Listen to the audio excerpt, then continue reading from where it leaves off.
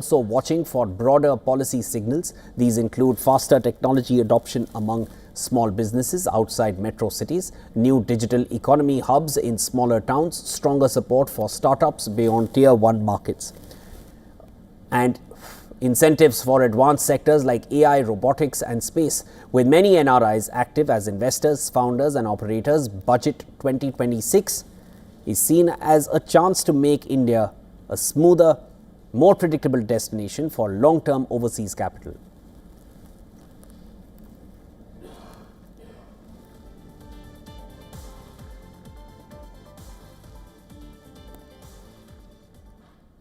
And let's now shift focus to the safe haven assets and the metals. Gold has hit yet another high, topping $5,000 an ounce for the first time ever, as investors rush into safe haven assets and global geopolitical tensions and market volatility continues. The precious metals rally is also lifting silver and platinum, with investors seeking stability, and this is amid uncertainty and expectations of potential monetary policy shifts.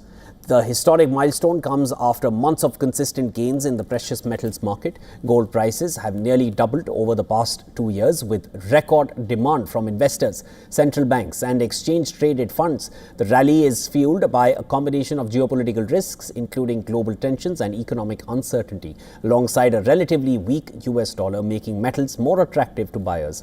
Silver has also hit a record, jumping above $100 an ounce, marking its biggest annual gains since 1983. Supply tightness, China's stockpiling and strong investment demand, they have further propelled the metals price. Platinum and palladium are also rising as investors seek diversified safe haven options in uncertain times.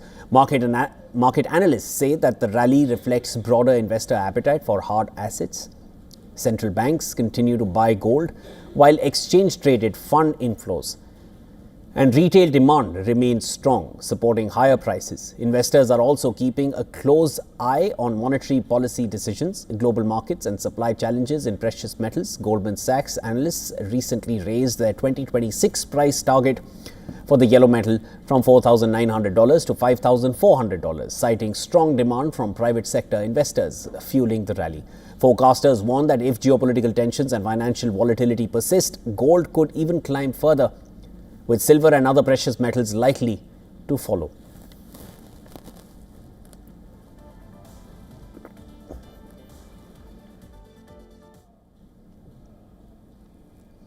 And the White House says tariffs will bring manufacturing jobs back to the United States, but the latest data tells a different story. After a brief early year bump, factory employment has turned negative, with tens of thousands of manufacturing jobs lost since Trump's Liberation Day in April of last year. This raises fresh questions about whether trade protection can really revive American manufacturing. More in this next report. Take a look. Just weeks before announcing sweeping Liberation Day tariffs, the White House highlighted a February gain of 10,000 manufacturing jobs, claiming US factories were roaring back, but the rebound was short-lived. Manufacturing employment began falling again in May and has declined every month since. Around 72,000 factory jobs have been lost since the tariff announcement in April, including 8,000 in December alone. Despite claims that higher import duties would revive domestic production, early data shows no sustained recovery in manufacturing employment. Economists say the job losses reflect deeper, long-running trends rather than tariffs alone. US manufacturing employment has been shrinking for decades due to automation, global supply chains, and competition from lower-cost producers, particularly in China. While tariffs can reduce import competition, they also raise input costs for US manufacturers that rely on imported components. Policy uncertainty has added to the pressure, with frequently changing tariff threats making it harder for businesses to plan investment and hiring. Even without tariffs, a broad manufacturing jobs boom would be difficult to achieve. In advanced economies, manufacturing employment typically declines as consumers spend more on services. In the US, job growth in 2025 has been concentrated in healthcare, food services, and social assistance. While government spending under infrastructure and semiconductor programs briefly boosted factory construction, that momentum has faded. Economists say there is little evidence that trade protection has reversed the long-term decline, suggesting the challenges facing US manufacturing are structural, not temporary. Business Bureau, WION World is One. American households, they are drowning in credit card debt, more than $1 trillion and counting. Now, President Trump is reviving a controversial idea, capping credit card interest rates at 10% for 1 year. Supporters say that it could save borrowers billions. Banks warn that it could slash credit access and hurt the economy. Now, credit card debt in the US has hit a record high, as I mentioned earlier as well. And according to the New York Federal Reserve, Americans owed $1.23 trillion in credit card balances as of late 2025. For many borrowers, the biggest problem isn't the balance, it's the interest. The Federal Reserve says the average credit card interest rate is about 21%, with many cards charging 28 to more than 30%. If you pay your card off each month, there's no interest, but for millions who carry balances, debt can spiral quickly. This week at the World Economic Forum in Davos, President Trump announced that he wants Congress to cap credit card interest rates at 10% for 1 year. Trump argues banks are earning massive profits from credit cards, with profit margins topping 50%, while borrowers struggle with affordability. A study from Vanderbilt University estimates a 10% cap, which could save consumers more than $100 billion a year in interest payments. Banks strongly oppose the idea. Credit cards are one of their most profitable businesses. JP Morgan Chase, Citi, Capital One and Bank of America control nearly 80% of the US credit card market. JP Morgan says card interest helped generate $25.5 billion in revenue last year from its card and auto unit alone. Bank executives warned that a cap would force them to cut credit lines, especially for higher risk borrowers. A banking trade group estimates up to 14 million Americans could lose or see reduced access to credit if a 10% cap is imposed. Some CEOs warned reduced spending could even trigger a recession. Supporters say borrowers stuck in long-term debt would benefit the most, but critics warn lower income borrowers might be shut out of credit cards entirely and pushed towards riskier options like payday loans, which often carry even higher rates. There's also no federal law limiting credit card interest rates. State caps exist, but banks can often bypass them by operating from states with looser rules.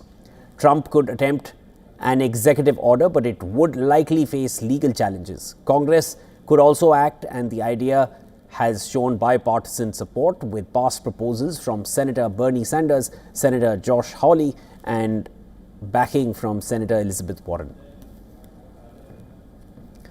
Some banks are already testing alternatives, rolling out limited cards capped at 10%, but those offers would not apply to most borrowers. For now, the debate continues. Can an interest cap ease America's $1 trillion debt burden, or would it cut off credit when people need it most?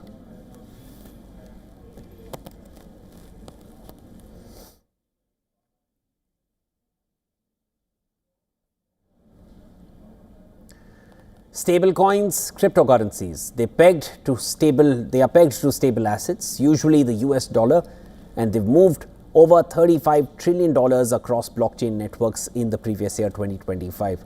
But only a small fraction, about 1%, was used for real-world payments such as paying suppliers, sending remittances or funding payrolls. The majority of activity reflects crypto trading, internal transfers or protocol-level operations, highlighting the gap between headline volumes and actual payment use. Despite their popularity, the adoption remains limited. Businesses lead the way with B2B transactions, driving the bulk of real usage. Payroll and cross-border remittances contribute modestly, while automated fund settlements in capital markets account for a small share. Circle's USDC leads transaction flows while Tether's USDT remains the largest by market capitalization. Crypto cards and payment platforms like Visa are experimenting with stablecoin settlements, aiming to connect blockchain speed with existing merchant networks. Banks including Goldman Sachs, UBS and Citi, they remain bullish on stablecoin growth, exploring their own coins, and European banks are working on a euro-backed alternative.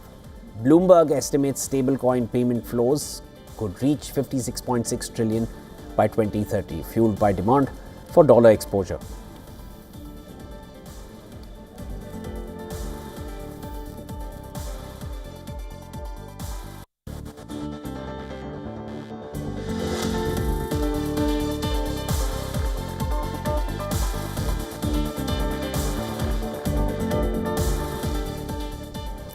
Well, on the campaign trail, President Trump promised Americans cheaper fuel and energy dominance for the US. But 1 year into his second term in the White House, oil and gas prices have dropped. But high electricity costs, cautious energy investors and cuts to renewable incentives show that achieving all three energy goals simultaneously may be far more complicated. This next report breaks down the conflicts and contradictions in Trump's energy agenda. Take a look. On the campaign trail, Donald Trump promised two things on energy: cheaper fuel for Americans and US energy dominance. 1 year into his term, gasoline prices are down nearly 10% and US oil prices are about 20% lower than a year ago. For consumers, that's a win, but those same low prices are discouraging new drilling. The number of active oil rigs in the United States is down more than 6% year on year. With crude prices below $60 a barrel and global markets oversupplied, producers say expanding output simply doesn't make economic sense, despite a friendlier federal policy environment. Even as drilling slows, US energy exports are surging. Last year, America became the first country to export more than 100 million tons of liquefied natural gas, with Europe taking over half of those shipments after cutting reliance on Russian gas. Sanctions on Russia and pressure on major buyers are also helping US crude gain global market share, but oil and gas companies remain cautious. Global upstream investment fell last year and is expected to decline further in 2025, including in the United States. After years of boom and bust cycles, capital discipline, not rapid expansion, has become the industry's new normal. While oil and gasoline are cheaper, electricity bills are moving in the opposite direction. Natural gas prices, a key driver of power generation and home heating, are up more than 50% from last year's average. Wholesale power prices have risen sharply, up over 60% in parts of the Northeast and about 45% in the Mid-Atlantic. Analysts say higher fuel costs, grid upgrades and disaster-related expenses are pushing prices higher. At the same time, Trump's rhetoric on renewables has severely impacted green energy companies. Cuts to renewable energy incentives and uncertainty around wind projects could limit future supply. The result is a growing contradiction: affordable fuel, rising power bills, cautious producers, and three energy goals that are proving difficult to achieve at the same time. Business Bureau WION, World is One.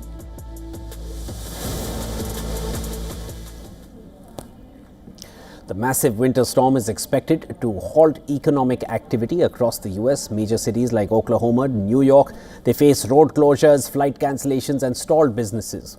Analysts estimate that a typical weekday disruption across the footprint could cost as much as $24 billion per day. Airlines have cancelled over 6,200 flights, and public transport in cities like New York may see significant interruptions, further impacting commerce and mobility. The Arctic blast is driving energy demand to record levels, pushing natural gas prices up more than 70% in a single week. Texas alone faces a record winter power demand. Electricity and natural gas shortages risk prolonging outages, further slowing industrial activity and commercial operations. The storm also threatens to reduce renewable energy output as calm winds limit wind farm generations across key regions. Winter storms are a costly risk for insurers and households alike. From 2019 to 2023, average homeowner claims for frozen pipes and water damage exceeded $15,400, while wind and hail claims averaged $14,700. Indirect losses from power outages, spoiled food and missed work can drive total economic costs even higher. State Farm alone paid $628 million for over 20,000 claims in 18 months. Experts warn that without adequate preparation, households could face significant out-of-pocket costs on top of insurance payouts.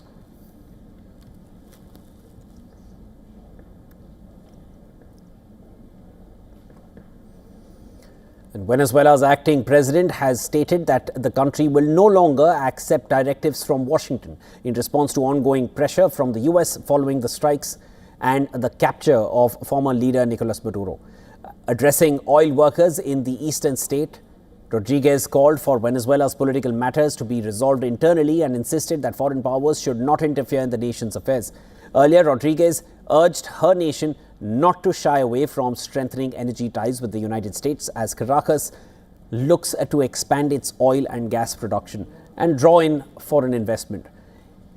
The interim leader said that the country must be open to cooperation on energy with global partners if it hopes to revive its struggling hydrocarbon sector.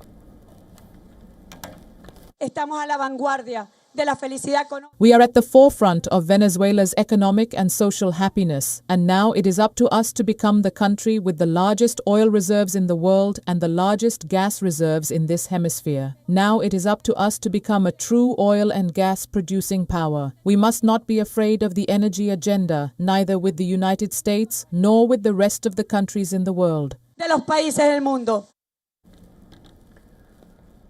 She also voiced strong support for a sweeping overhaul of the country's hydrocarbons framework, changes designed to boost productivity. Last week, the Venezuelan National Assembly gave initial approval to the proposed reform, with a second vote still required before it becomes law. The reforms passed a first reading in Parliament, which is led by Rodriguez's brother. The legislation would create a new contract model under which foreign and local companies could operate oil fields, market production and receive proceeds from sales. This even if they hold minority stakes alongside state oil companies. Venezuela is home to some of the world's largest oil reserves. It currently produces about 1.2 million barrels per day and is aiming to raise output by at least 18% this year by fully opening the energy sector to private investors.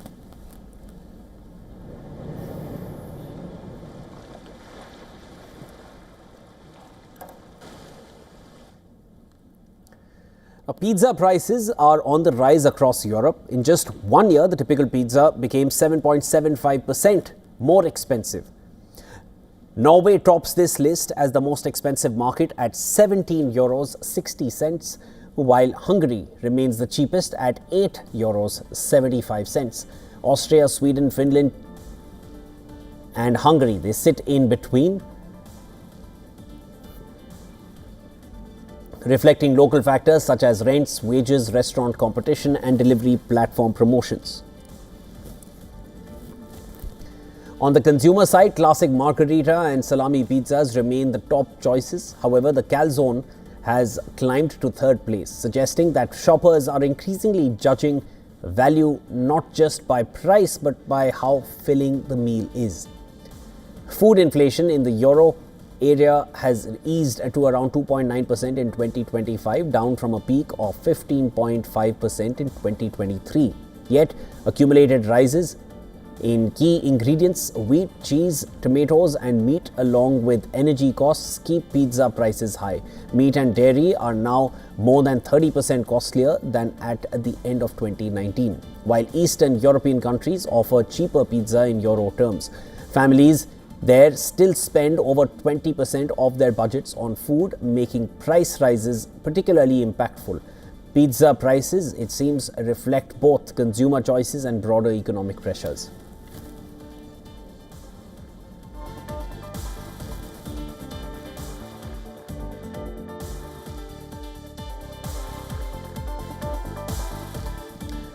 Tech companies around the world are increasingly poaching talent as they compete to stay ahead. A new report now from staffing firm 5-3 shows that Over 1 in 3 science, technology, engineering, maths or STEM professionals were approached by rival firms for overseas roles in the past year. The survey covers 6 major STEM economies: US, Japan, UK, Germany, Netherlands and the UAE, which together account for half of global R&D spending and international patents. The UAE and Japan are at opposite ends of the scale, with 56% and just 5% of workers approached respectively. 1 in 5 STEM professionals plan to relocate in the next 12 months. Motivations extend beyond salaries, including quality of life, career growth and work-life balance. Globally, 32% cite better lifestyle and 31% cite higher pay as reasons for moving. In the UK, 44% are drawn by lifestyle and 38% by pay, while the UAE sees 39% of workers relocating for better salaries. The survey suggests that up to 11% of the global STEM workforce could be on the move in 2026. STEM talent is moving in overlapping flows. Workers from the UAE head to Europe, the UK and North America, while UK professionals look to Europe, Australia and the US. In Germany, 39% of STEM leaders have already left for countries including US, Switzerland and Canada.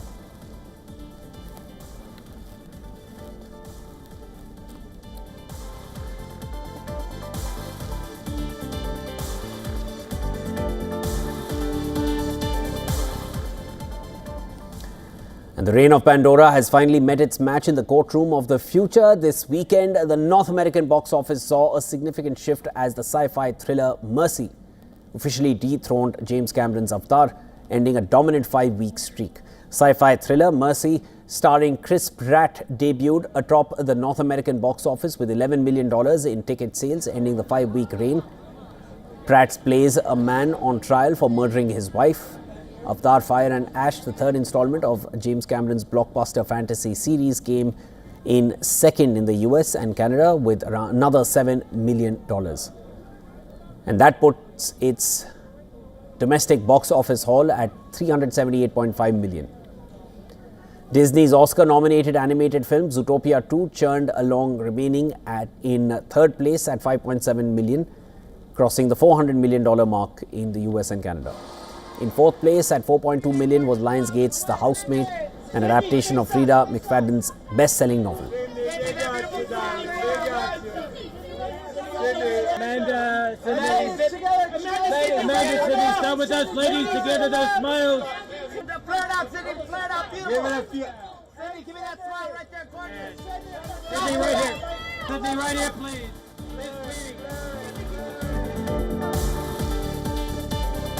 Alright viewers, that's a wrap on this edition of World Business Watch. Thanks so much for your time. Thank you so much for tuning in. Short break now. Stay with us. This is WION. I'm Shiva.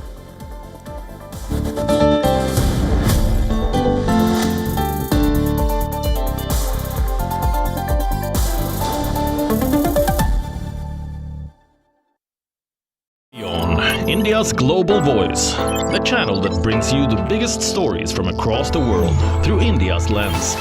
Now available in more than 190 countries worldwide. Because we believe that the world is one.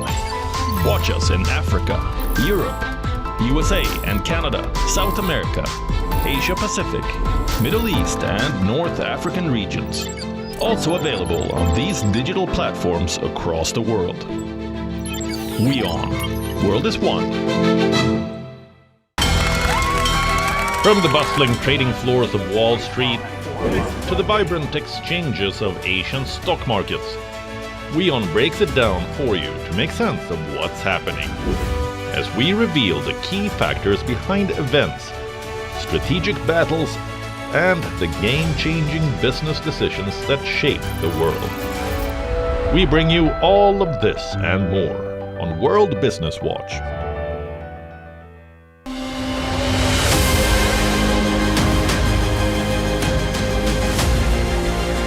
And welcome to a brand new edition of South India, a daily dynamic show that will capture the pulse of southern states. By blending the special stories, the breaking alerts, and the culture developments as well. From the 7 days.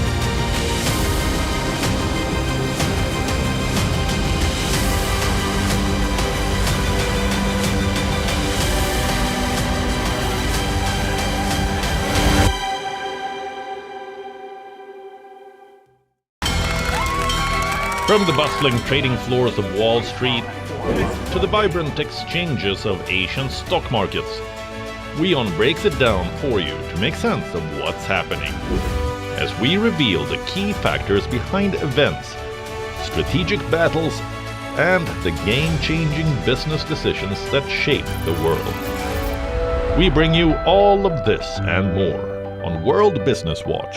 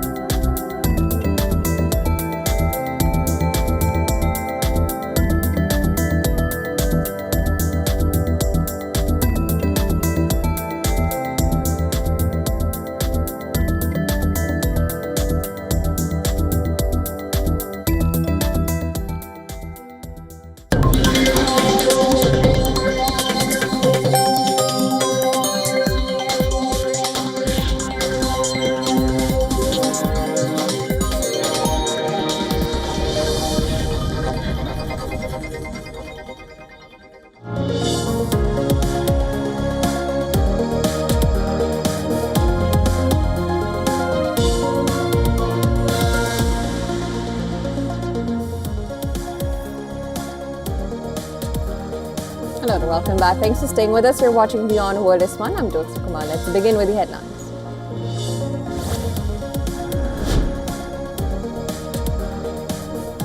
At least 11 people killed and a dozen more wounded in an armed attack at a soccer field in Mexico. The attack occurred in a neighborhood in the town of Salamanca.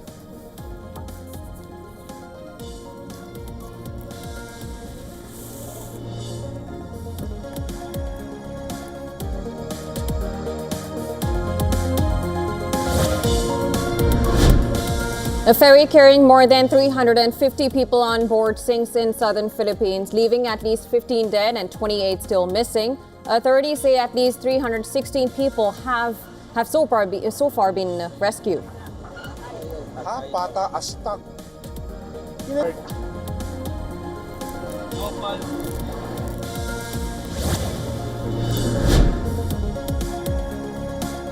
Voter registration closes across the West Bank ahead of municipal elections on April 25th, when Palestinians will cast ballots to elect 420 local councils.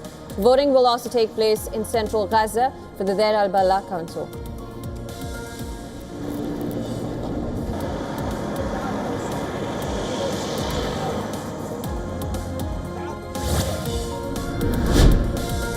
Syria's Kurdish-led forces accuse government of truce violations. SDF claims violent clashes with Damascus-backed factions continue despite a 15-day-long ceasefire being in effect.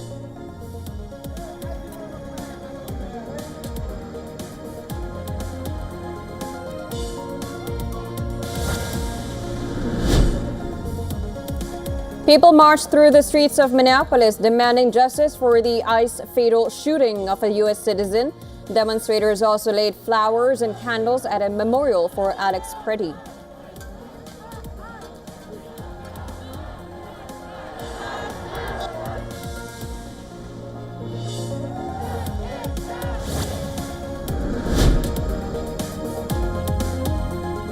Prime Minister Narendra Modi extends best wishes to the nation on 77th Republic Day. He will pay homage at National War Memorial in a short while from now, ahead of a parade displaying India's military might, development journey, and cultural diversity.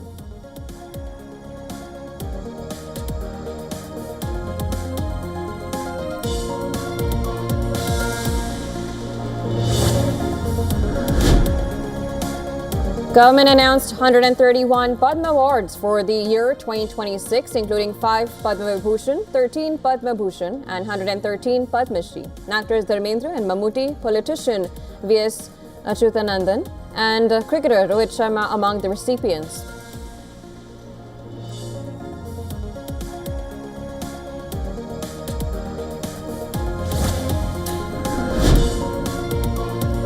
Silver hits record yet again, surging above $107 an ounce as investors seek safe havens amid geopolitical turmoil and U.S. rate cut hopes. Strong investment demand, China stockpiling export curbs, and tight liquidity power the rally.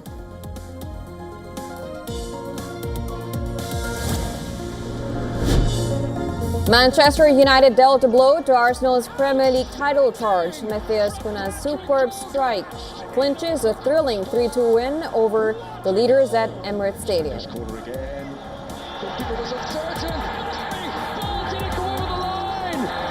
On to Leeds was a big problem for Manchester United. This is that's a superb strike.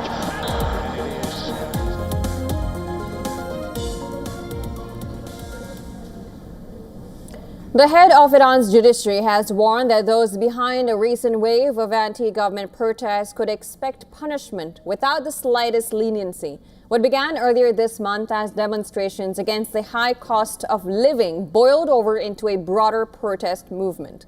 The Iranian government has put the death toll from the protests at over 3,000, including over 2,000 it has labeled as martyrs. Rights groups, however, have said protesters account for the vast majority of the deaths, documenting several thousand killed. The Norway-based NGO Iran Human Rights said that the final figure could top 25,000 dead. Rights groups say security forces used internet blackout as cover for the violent crackdown. The U.S. president has repeatedly warned of possible military strikes against Iran in response to the violence and appeared to have softened that stance. However, on Thursday, he told reporters on the way back from Davos that the United States was nonetheless sending a massive fleet towards Iran just in case, quote unquote. Now, France says military intervention in Iran is not its preferred option, following reports of a deadly response to nationwide protests.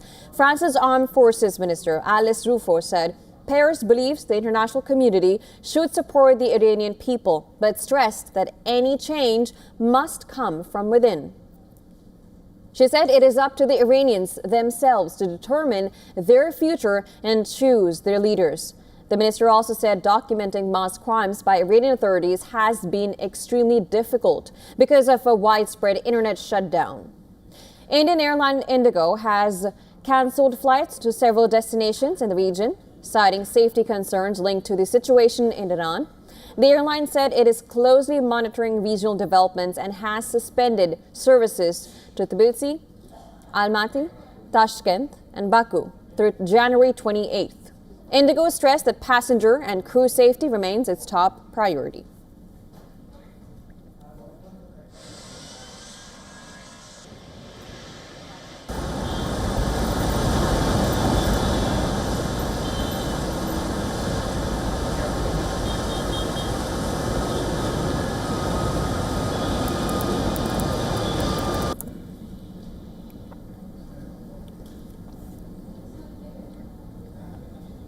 All right, well, now let's cut live to New Delhi, where Indian Prime Minister Narendra Modi is paying his respects at the National War Memorial. By the Prime Minister, a solemn tribute to those who for our today gave up their tomorrow. The circular wreath, symbolic of eternity, the continuity of the cycle of life and the journey of the being, with no beginning and no end. Squadron leader Hemant Singh Kanyal, leading the 21-member inter-services guard positioned here, will give the commands first for Salami Shastra, followed by Shok Shastra.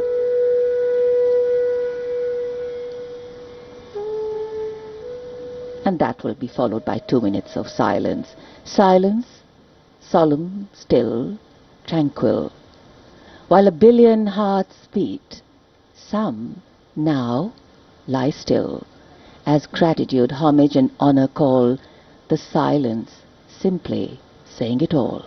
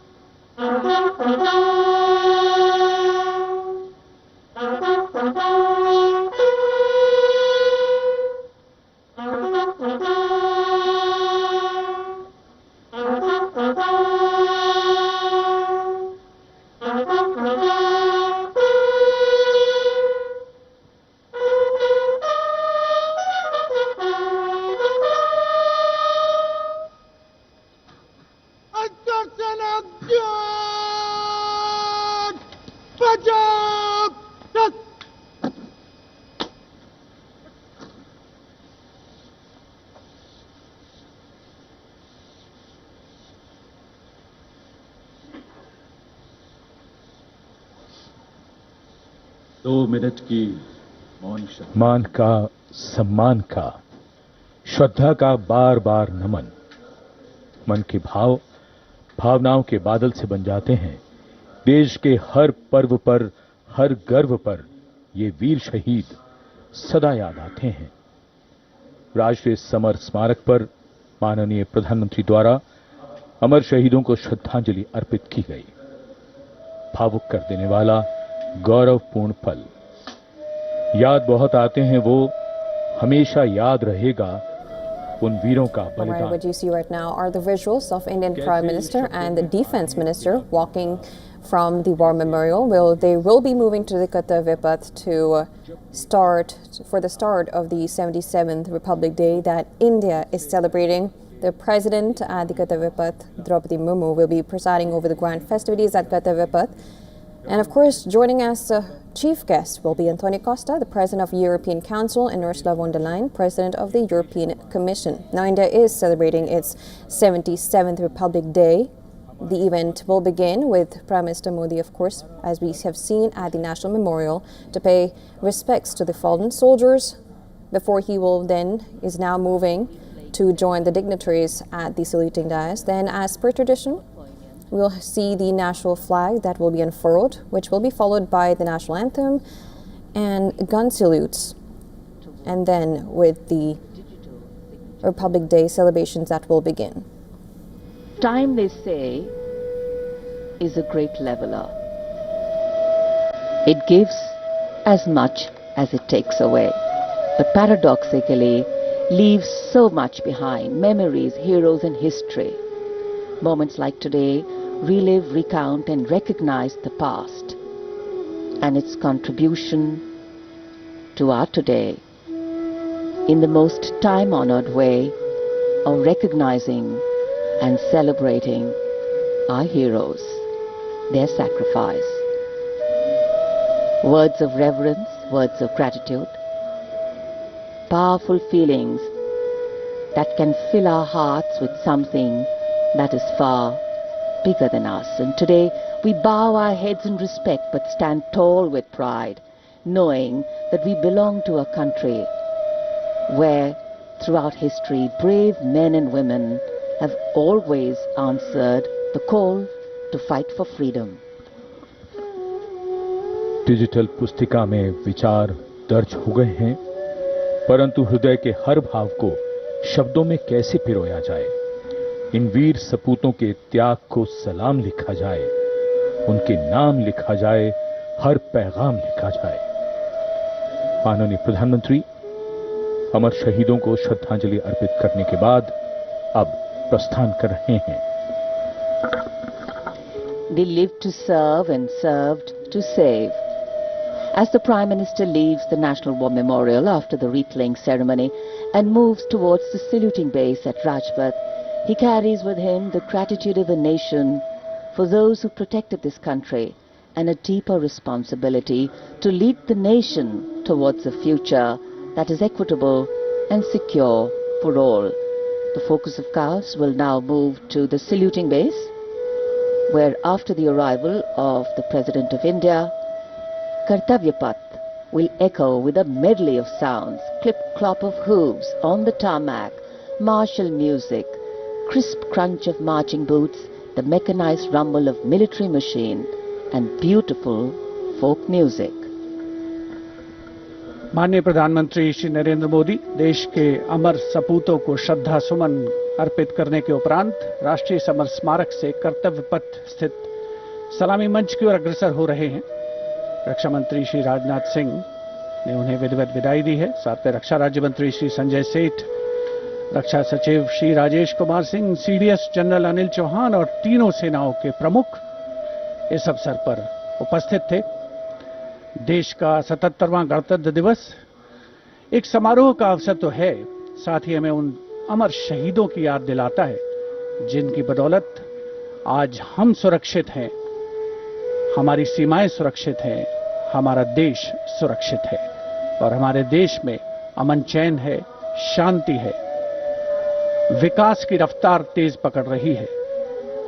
ऐतिहासिक अवसर कर्तव्य पथ, जहां पर कर्तव्य पथ के दोनों ओर बड़ी संख्या में आम और खास इस राष्ट्रीय समारोह का हिस्सा बनने के लिए मौजूद हैं और उधर राष्ट्रपति भवन से देश की सशस्त्र सेनाओं की सर्वोच्च कमांडर भारत की राष्ट्रपति श्रीमती द्रौपदी मुर्मू गणतंत्र मंडप से होते हुए राष्ट्रपति भवन के भव्य प्रांगण की ओर प्रस्थान कर रही हैं।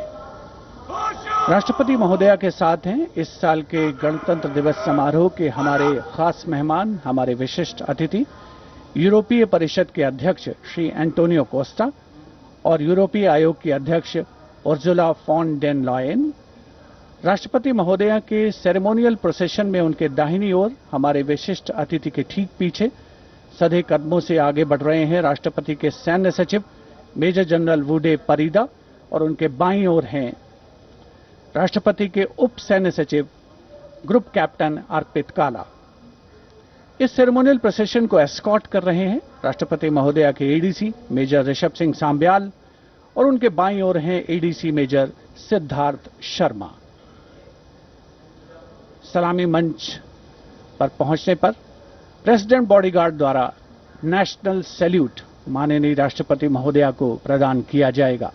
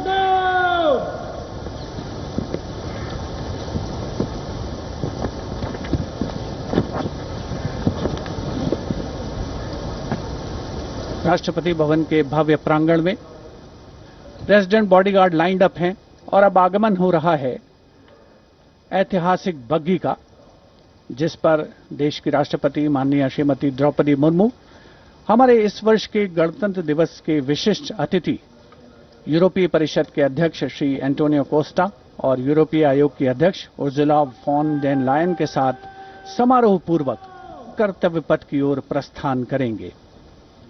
राष्ट्रपति के अंगरक्षक दुनिया की सबसे पुरानी रेजिमेंट्स में शामिल। इस रेजिमेंट के लिए गणतंत्र दिवस 2023 बहुत खास था, क्योंकि राष्ट्रपति के अंगरक्षकों ने वाराणसी में 1773 में अपनी स्थापना के 250 साल पूरे होने का जश्न मनाया था।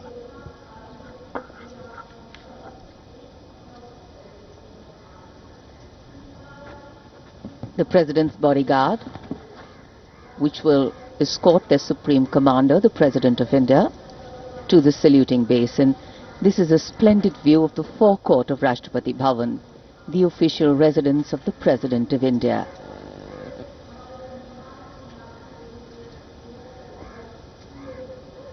The President's bodyguard getting ready to take their positions. And just to give you a context of the placement, riding to the right of the President's buggy is the Commandant of the President's bodyguard, Colonel Amit Perwal, VSM, and he's leading this elite body of mounted warriors astride his charger, Meghdut.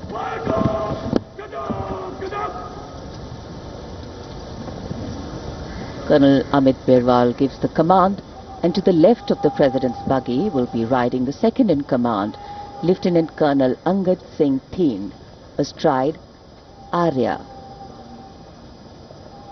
The presidential buggy, a symbol of India's rich history, traditions and culture, is being led by Naib Risaldar Jitendra, mounted on Longstride. For the officers and men of the President's bodyguard, their horses are a very important part of their lives. Magnificent bay and dark-colored war horses. And this is the senior-most regiment of the Indian Army.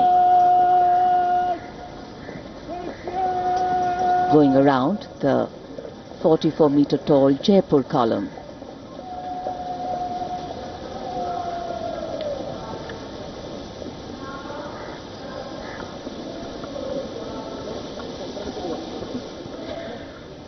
माननीय राष्ट्रपति जी का काफिला सलामी मंच की ओर और यहां सलामी मंच कर्तव्य पथ पर आगमन दुनिया के सबसे बड़े लोकतंत्र के प्रधानमंत्री श्री नरेंद्र मोदी का, उनकी अगवानी रक्षा मंत्री राजनाथ सिंह ने की।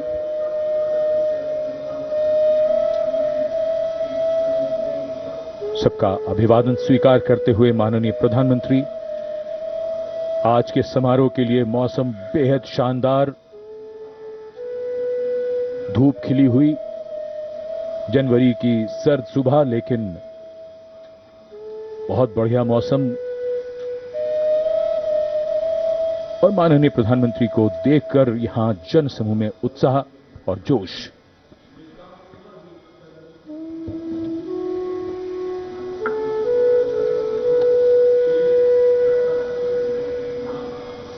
Prime Minister Narendra Modi having arrived at the saluting base, greeting people on either side of the saluting base and the enclosures.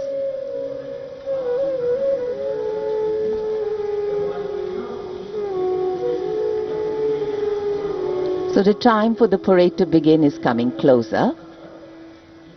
We now await the arrival of the Vice President of India, and then of course the President of India along with our chief guests.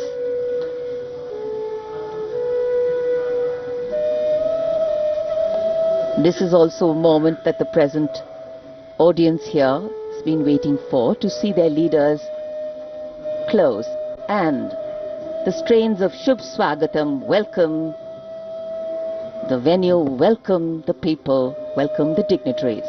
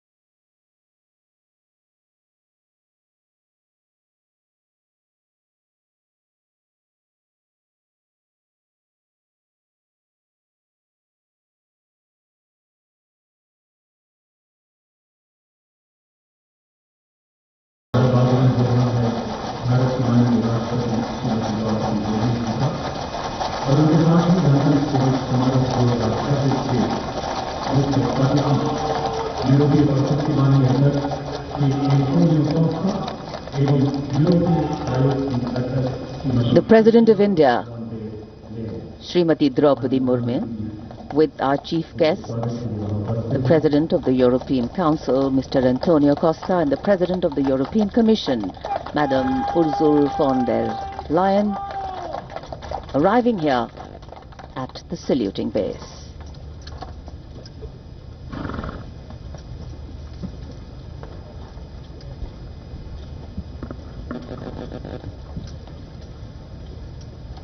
We extend a very warm welcome to President, European Council, His Excellency, Mr. Antonio Luis Santos Costa, a leading political figure recognized for his... It's always a proud moment for each and every one of us when we welcome our foreign friends, our foreign dignitaries and special invitees here to celebrate along with us.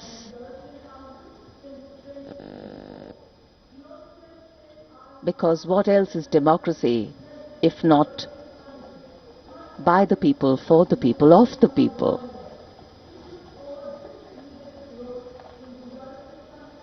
President Murmu, India's constitutional head, being welcomed here at the saluting base.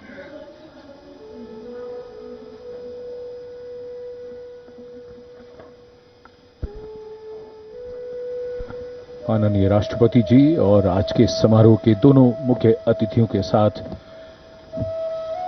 अभिवादन स्वीकार करते हुए उनका परिचय कराया जा रहा है। वरिष्ठ अधिकारियों और गण्यमान्य व्यक्तियों से यूरोप और भारत के संबंधों में एक महत्वपूर्ण अवसर, बदलते परिवेश में भविष्य की ओर एक सार्थक पहल। 76 साल पहले सन 1950 को सुबह 10:30 बजे 21 तोपों की आवाज ने ऐलान किया था कि भारत अब गणराज्य बन गया है। तब से हर वर्ष ये गूंज दुनिया सुनती है।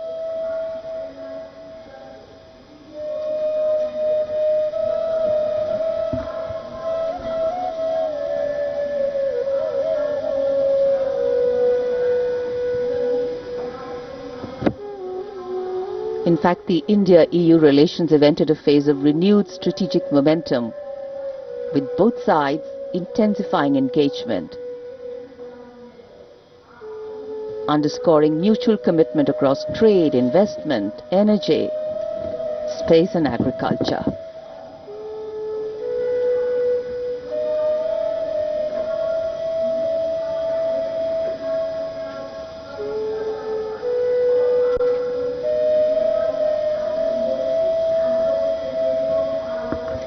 President's bodyguard now getting ready for the national anthem. The moment the dignitaries have taken their places.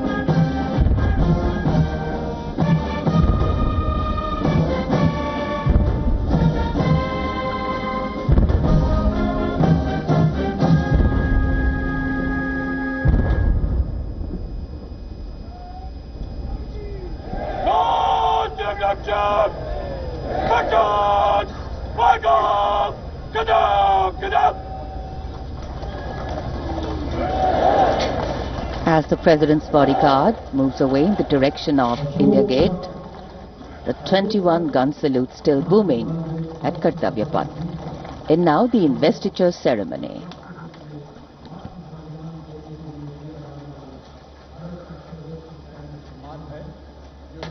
मैदान में नहीं बल्कि अन्य परिस्थितियों में शौर्य प्रदर्शन करने वाले सैनिकों और नागरिकों को प्रदान किया जाता है। सम्मानित अशोक चक्र पदक आकृति गोलाकार, पदक सोने से मढ़े कांस्य से निर्मित, पदक का व्यास 35 मिलीमीटर का, अग्रभाग पर 24 तीलियों का अशोक चक्र अंकित। यह चक्र निरंतर गतिशीलता, कर्तव्य और धर्म का प्रतीक होता है। चक्र के चारों ओर और कोई अतिरिक्त अलंकरण नहीं होता। यह उसकी सादगी और गरिमा को दर्शाता है। रिबन गहरे रंग का, मध्य रेखाएं नारंगी, हरा रंग जीवन, साहस और आशा का प्रतीक और नारंगी धारियां त्याग, बलिदान और राष्ट्रभक्ति का द्योतक। 29014 ग्रुप कैप्टन शुभांशु शुक्ला, उड़ान पायलट।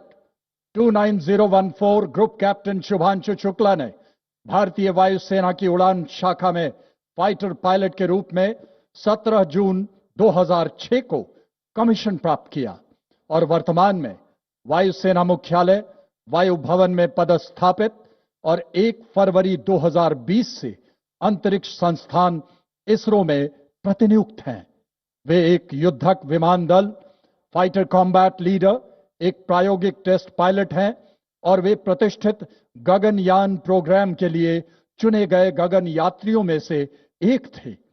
25 जून 2025 को एक्सियम 4 मिशन के तहत ग्रुप कैप्टन शुक्ला ने निडरता और आत्मविश्वास के साथ अंतर्राष्ट्रीय अंतरिक्ष स्टेशन ISS के लिए 20 दिनों की यात्रा के लिए आगे बढ़े, जो भारत के मानव अंतरिक्ष उड़ान कार्यक्रम के लिए एक मील का पत्थर साबित हुआ। वे अंतर्राष्ट्रीय अंतरिक्ष स्टेशन पर जाने वाले पहले भारतीय और 4 दशकों से भी अधिक समय के अंतराल के बाद अंतरिक्ष में यात्रा करने वाले दूसरे भारतीय बने। मिशन के दौरान आपने अंतर्राष्ट्रीय अंतरिक्ष स्टेशन में रहते हुए कई जटिल प्रयोग किए, जो कि सूक्ष्म गुरुत्वाकर्षण, मानव शरीर, मनोविज्ञान और अंतरिक्ष में इस्तेमाल होने वाले आधुनिकतम पदार्थों पर आधारित था। अंतरिक्ष यात्रा से जुड़ी अत्यधिक चुनौतियों और खतरों के बावजूद आपने अदम्य साहस का प्रदर्शन किया और पूरे मिशन के दौरान संयम बनाए रखा। आपने अंतरिक्ष के जोखिम से भरे प्रतिकूल वातावरण में अत्यधिक शारीरिक तनाव, विकिरण दुष्प्रभाव, मांसपेशियों की क्षति सहित अन्य स्वास्थ्य संबंधी गंभीर खतरे, बदली शारीरिक अवस्थाएं और मनोवैज्ञानिक तनाव का सामना करते हुए असाधारण साहस, असीम धैर्य और प्रशंसनीय मानसिक दृढ़ता का प्रदर्शन किया। ग्रुप कैप्टन शुभांशु शुक्ला को अदम्य साहस, उत्कृष्ट शौर्य के लिए अशोक चक्र से सम्मानित किया जाता है। Group captain Shubhanshu Shukla.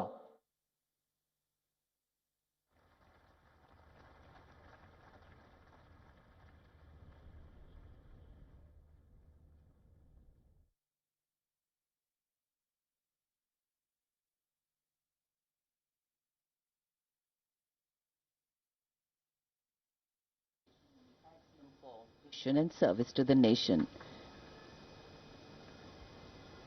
And now, heralding the parade with musical instruments, the presentation of the ceremonial proceedings, setting a harmonious and befitting spirit of the Republic. Conducted by Sri Lokesh Anand, the presentation brings together accomplished classical musicians and traditional folk artists from across India, from Mizoram and Maharashtra, from Uttarakhand, Tamil Nadu and Andhra Pradesh. Each instrument, firmly grounded in its regional ethos, becomes an individual voice in the collective national narrative.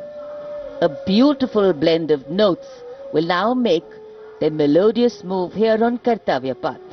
The theme, Vividhata Mein Ekta, unity in diversity. Many traditions, one nation, many sounds, one rhythm, many identities, one India.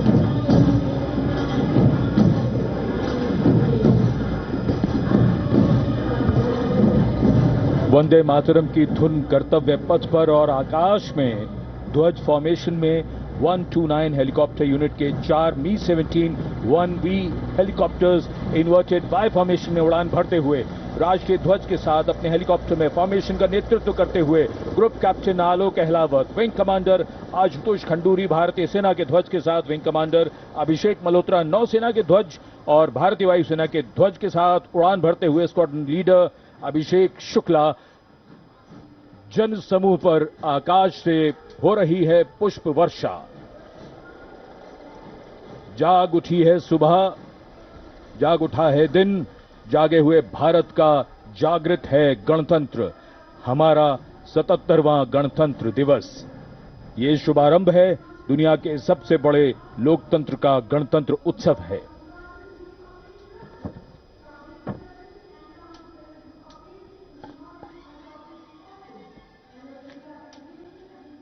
सलामी मंच की ओर अपने वाहन में बढ़ते हुए आज के समारोह की भव्य परेड की अगुवाई कर रहे हैं parade commander lieutenant general Bhavnish Kumar.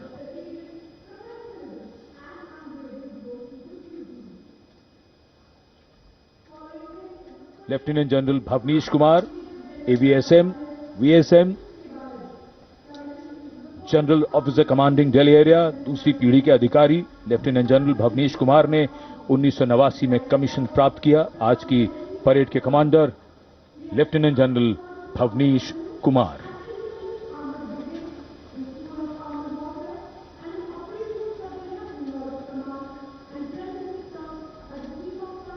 एक नई धूमधाम, कुछ नई तैयारियां, कुछ नया तेवर। और ये आज की परेड के parade 2IC major general Navraj Dhillon, तीसरी पीढ़ी के officer BSM, chief of staff headquarters Delhi area, IMA Dehradun के पूर्व छात्र मेजर जनरल नवराज ढिल्लों ने सन 1991 में कमीशन प्राप्त किया।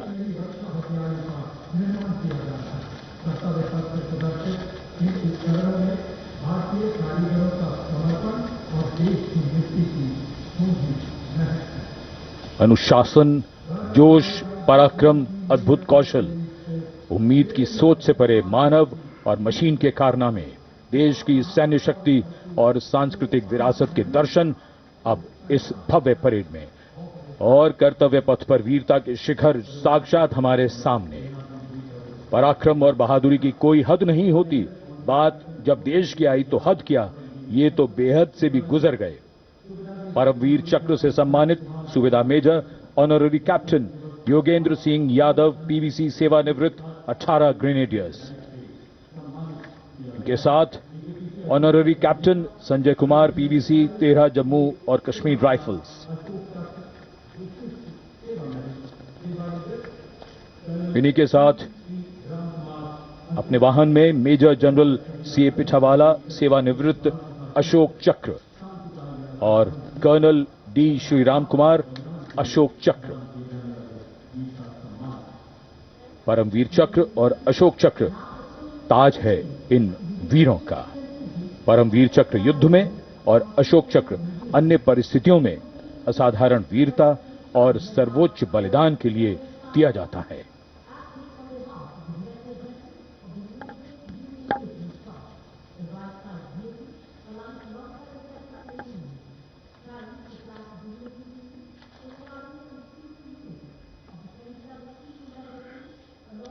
And now approaching the saluting base, the European Union contingent with 4 flag bearers. The EU military representation is led by Colonel Frederick Simon Spitz. The right side gypsy, aligned alongside the second ceremonial jeep, carries the flag of the European Union, symbolizing the institutional unity of the 27 EU member states, and alongside the flag of the European Union military staff, the permanent military body within the EU's institutional framework. The left side gypsy, aligned alongside the first, carries the flags of the EU Naval Force Atlanta and the EU Naval Force Aspid.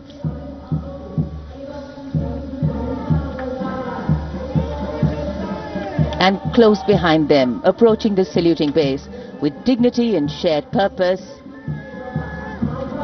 we have leading the mounted contingent of the Republic Day Parade 2026, resplendent in active combat uniform, mounted on magnificent gleaming steeds, the 61st Cavalry Contingent, led by Captain Ahan Kumar, the only active horse cavalry.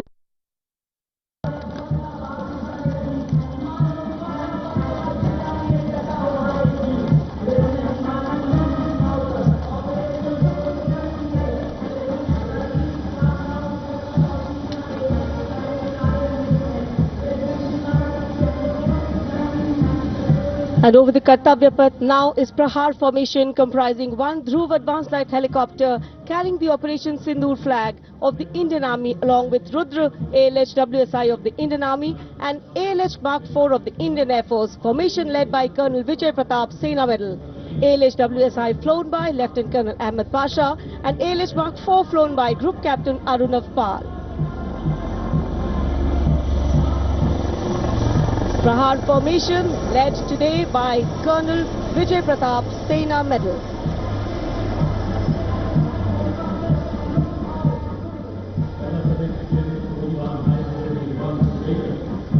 A lovely clear blue sky, perfect foil for our flying machines. And here going past a saluting base led by Lieutenant Arjun Kashyap of 6 Lancers, the High Mobility Reconnaissance Vehicle HMRV, India's first indigenously designed armoured light specialist vehicle.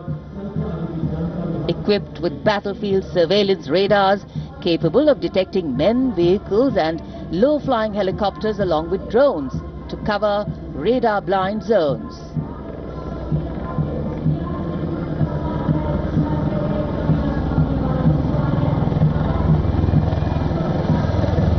And now flying is the Garud formation, a powerful display of indomitable spirit of our Apache attack helicopters, known for its unmatched power and lethality across the world. 2 Apache helicopters flown by Colonel Vikrant Sharma Sena Medal along with Lieutenant Colonel Manoj Saraswat. Lieutenant Colonel Sudeep with Major Aditya flying the 2nd Apache. वायु विचरण करते वायु योद्धाओं के साथ साथ सलामी मंच के सामने भारत की सामरिक शक्ति का प्रदर्शन करता हुआ T-90 टैंक और साथ में मेन बैटल टैंक अर्जुन। 77 बख्तरबंद रेजिमेंट के कैप्टन विपनजोत सिंह विर्क की कमान में T-90 भीष्म टैंक का मशीनीकृत कॉलम अपनी गर्जना से वातावरण को गुंजायमान कर रहा है। और उसके ठीक बाईं ओर है 75 आर्म्ड रेजिमेंट के मेजर हितेश मेहता की कमान में अर्जुन MK1 मुख्य युद्धक टैंक। स्वदेशी रूप से विकसित है ये प्लेटफॉर्म आत्मनिर्भरता और युद्ध भूमि तत्परता के लिए भारत की प्रतिबद्धता को दर्शाता हुआ। उसके ठीक पीछे BMP-2 और नाग मिसाइल प्रणाली एक साथ शान से आगे बढ़ते हुए भारतीय सेना की मशीनीकृत ताकत के 2 शक्तिशाली प्रतीक हैं ये। 2 गार्ड्स के कैप्टन अक्षय कुमार बाली के नेतृत्व में द मैकेनाइज्ड इन्फेंट्री रेजिमेंट का BMP-2 कॉलम आगे बढ़ रहा है और साथ में है Nag missile system MK2 17 mechanized infantry regiment के लेफ्टिनेंट शशांक शर्मा के नेतृत्व में। नाग मिसाइल सिस्टम रेजिमेंट का आदर्श वाक्य है 17 मेघ हर मैदान फतेह, उसे दर्शाता हुआ।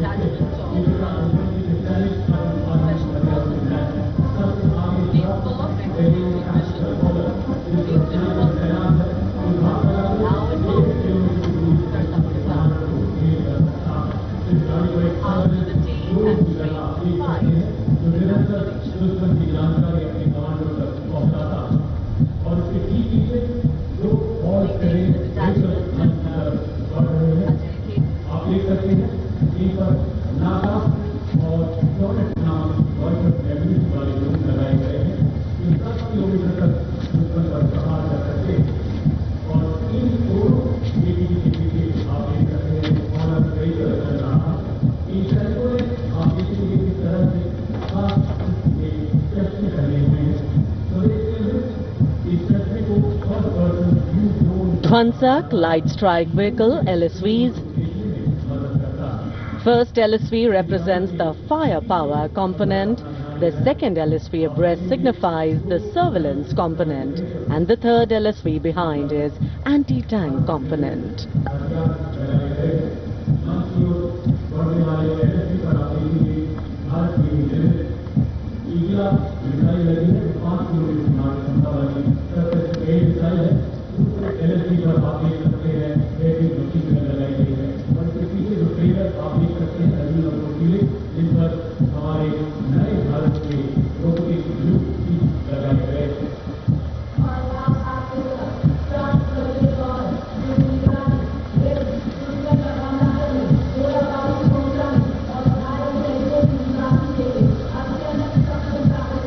LSV और UGV, unmanned systems, robotic dogs and UGVs इस समय कर्तव्य पथ पर, और मानव रहित जमीनी वाहन माउंटेड UGV इसकी कमान संभाली है गोरखा राइफल्स के कैप्टन विकास यादव ने।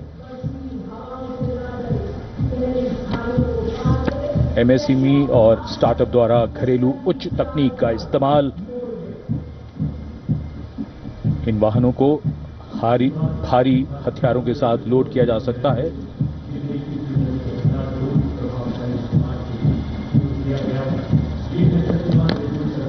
शक्तिबाण और दिव्यास्त्र वाहन, भारत की नई पीढ़ी के मानव रहित वॉरहेड शस्त्रागार को शक्तिबाण और दिव्यास्त्र वाहनों के माध्यम से देखा जा सकता है।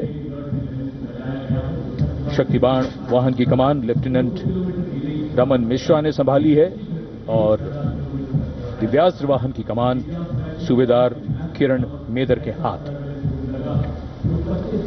ये दिव्यास्त्र वाहन और शक्तिबाण विशेषीकृत हाई मोबिलिटी व्हीकल्स पर स्थापित हैं। निगरानी लक्ष्यकरण की एकीकृत अवधारणा पर डिजाइन किए गए ये platform. And now rolling together along Kartavya Path, two powerful symbols of India's indigenous artillery strength are MOG, the Advanced Towed Artillery Gun System, ATAGS, and the Dhanush gun system, reflecting the spirit of Atmanirbhar Bharat, led by Captain Natarajan Seva of 74 Field Regiment.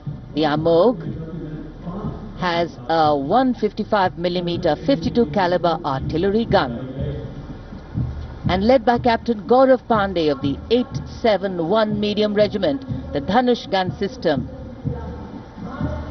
capable of firing a shell within 12 seconds and swiftly changing position to evade enemy counteraction. And now, going past the saluting base, presenting a formidable combination of a long-range precision and overwhelming firepower, the Suryastra and the BrahMos weapon system. Lieutenant Mehak Bhati is leading the Suryastra Universal Rocket Launcher System.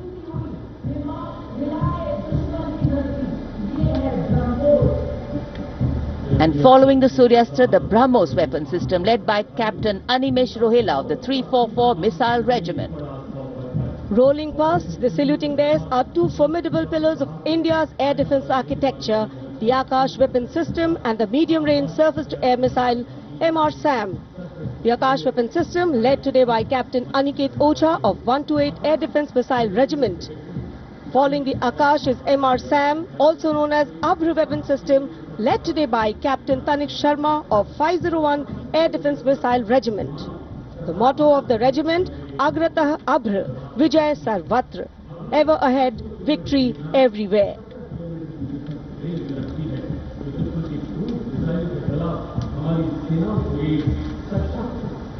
Akash, India's first indigenously developed surface-to-air missile system, designed to counter a wide spectrum of aerial theatres. And now, Drone Shakti Eagle on the Arm, captained by Divyojit Mukherjee. Developed by the Corps of Electronics and Mechanical Engineers, the elite internal technical force, Drone Shakti enables fabrication and sustenance of drone in forward areas.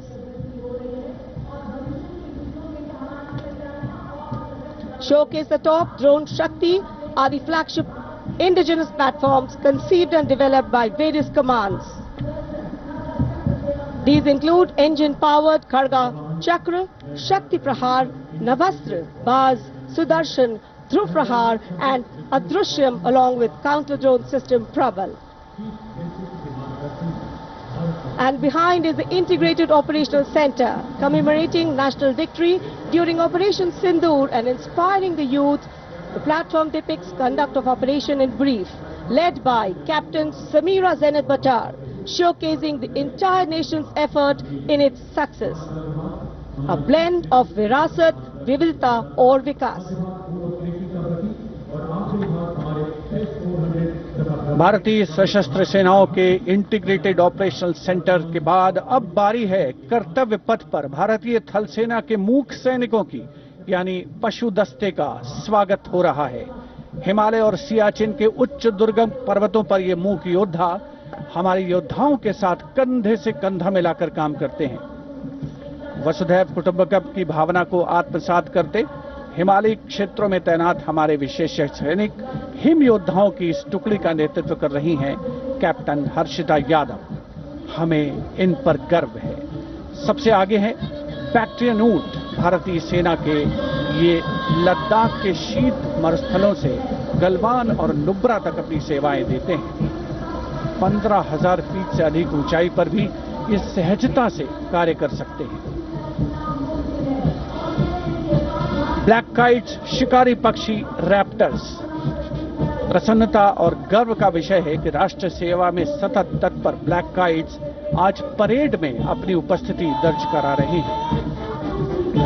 Glacier, ATV, all terrain vehicle और साथ में भारतीय नस्ल के सैन्य श्वान, Mudhole hound, Rampur hound, ये सभी आज कर्तव्य पथ पर अपनी उपस्थिति दर्ज करा रहे हैं।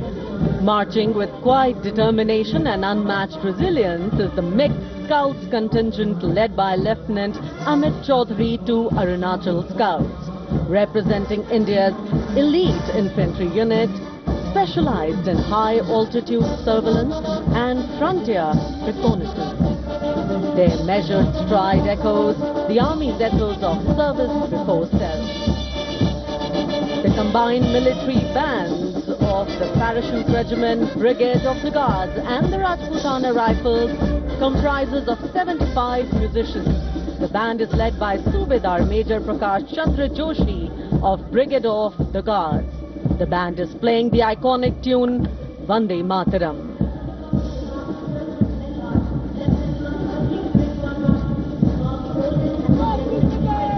The contingent marching along Kartavya Path is from the Rajput Regiment led by Lieutenant Vikas Khatri, 21 Rajput, which is one of the oldest and most decorated infantry regiments of the Indian Army with over 250 years of distinguished service. The war cry of the Rajput Regiment is Rajput, second to none.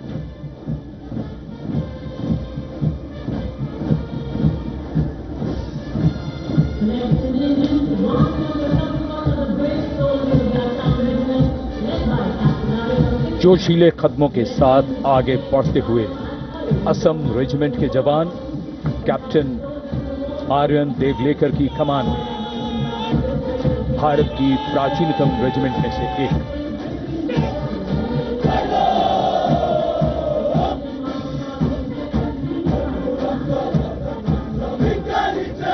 कर्तव्य निष्ठा, साहस और समर्पण की मिसाल ये regiment अब तक 4 बार सर्वश्रेष्ठ मार्चिंग दल का खिताब इसके नाम है।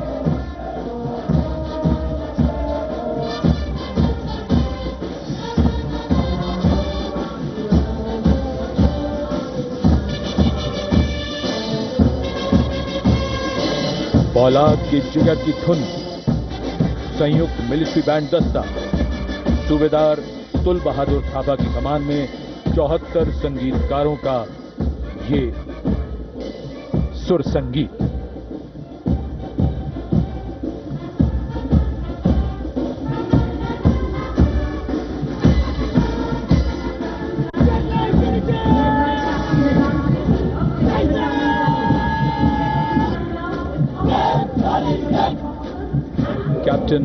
वेदांत सेठी के नेतृत्व में जम्मू और कश्मीर लाइट इन्फेंट्री का दस्ता इसी रेजिमेंट के नायब सूबेदार बाना सिंह हैं, जिन्हें परमवीर चक्र से सम्मानित किया गया था। इस रेजिमेंट को कई पुरस्कार मिल चुके हैं। रेजिमेंट का आदर्श वाक्य बलिदानम वीर लक्षणम।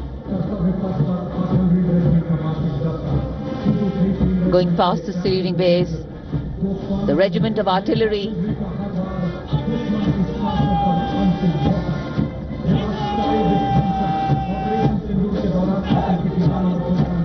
a smart, sharp word of command by Captain Gajendra Goswami of 223 Field Regiment. This is the largest and most formidable arm of the Indian Army, revered as the god of war.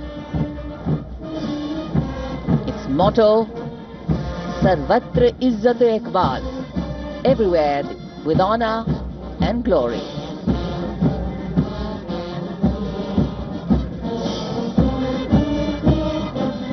And behind them, the combined military bands of the Bombay Engineers Group, Army Service Corps South and Army Medical Corps. Band is led by Subedar A.A. Khan of the Army Medical Corps. The band playing the tune Shere Jawan.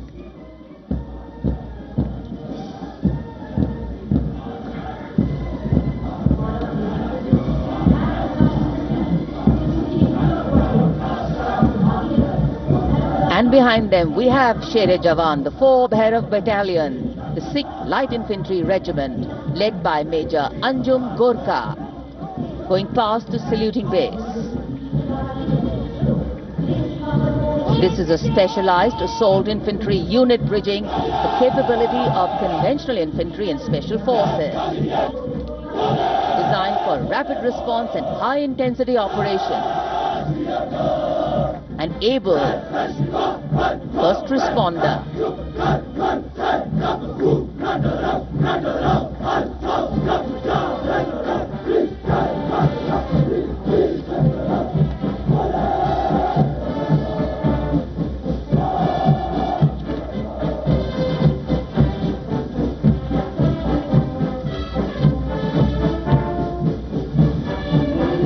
कर्तव्य पथ पर अब सामने आ रहा है नौसेना का brass band, सुमधुर लय, सामंजस्य और भव्यता को परिलक्षित करता हुआ ये दस्ता जय भारती की धुन बजाते हुए आगे बढ़ रहा है।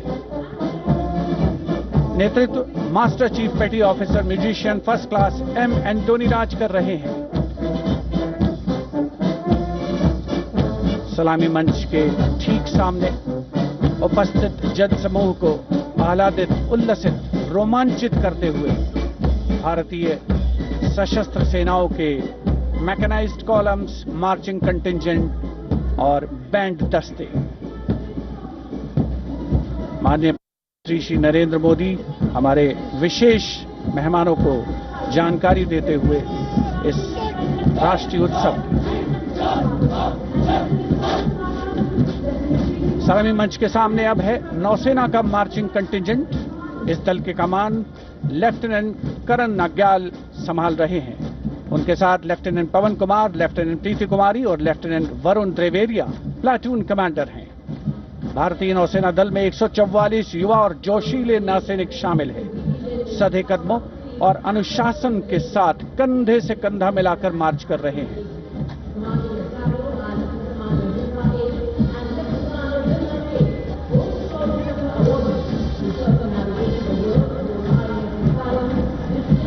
सलामी मंच के सामने अब आ रही है भारतीय नौसेना की झांकी।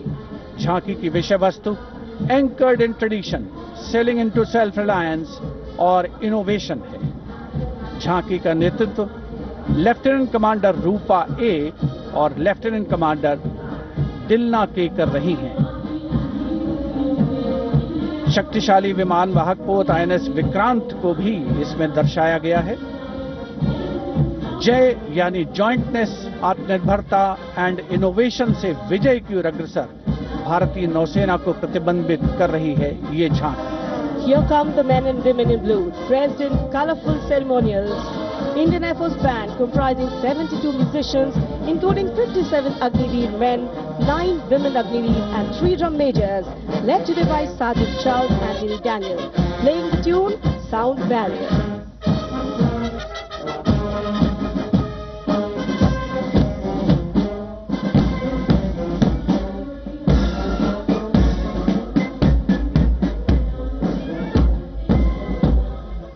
Following the band, approaching the saluting days, is the Indian Air Force marching contingent comprising 4 officers and 144 airmen.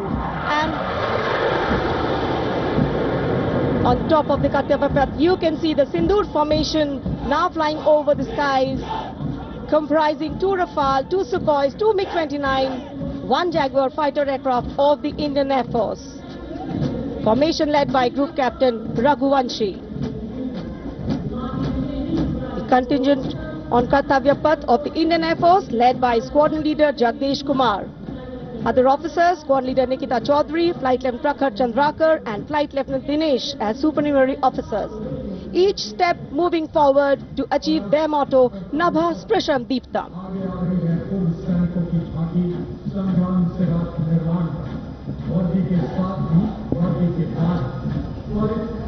And now comes the Veterans Tableau themed Sangram Se Rashtra Nirman Tak. The front tractor portion symbolizing Sangram features a striking 3-dimensional circular wall depicting iconic war machines. Crowning the wall is the symbolic Amar Jawan Jyoti, a solemn tribute to the fallen heroes whose supreme sacrifice secured the nation's freedom and integrity.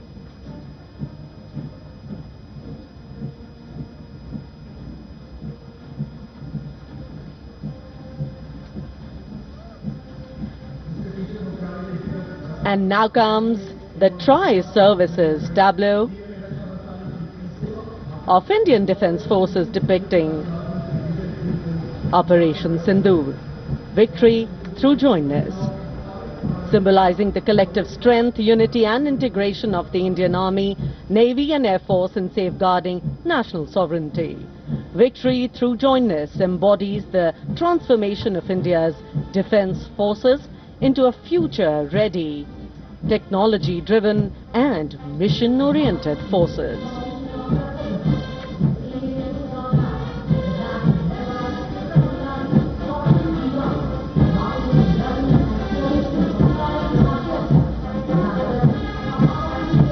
The Indian Coast Guard band led by the Uttam Adhikari Papanur Ji Babu is marching to the resonant and stirring tune of Sare Jahan Se Acha.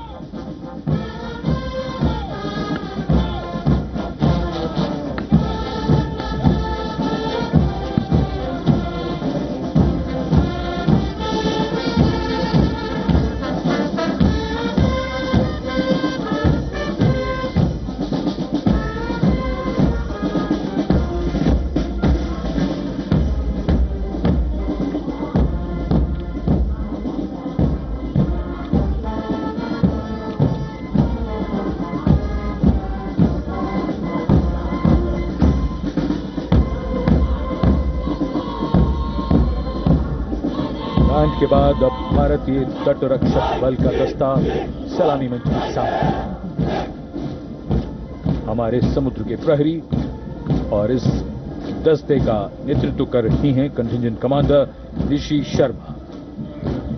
वयम रक्षामः, हम रक्षा करते हैं का ध्येय भारत की समुद्री शक्ति और सुरक्षा की प्रतिबद्धता के परिचायक ये सैनिक भारत के 11,098 किलोमीटर तक फैले समुद्र तट की रक्षा इनके कंधों पर।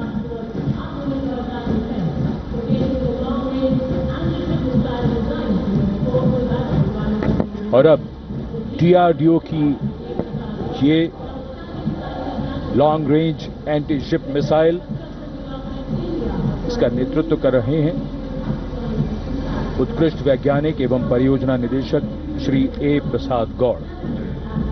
DRDO हमारी रक्षा सेनाओं को आत्मनिर्भर बनाते हुए उन्हें आधुनिक हथियार प्रणालियों से लैस कर रहा है। ये मिसाइल हाइपरसोनिक ग्लाइड मिसाइल है जो स्थिर और चलायमान लक्ष्यों को निशाना बना सकती है।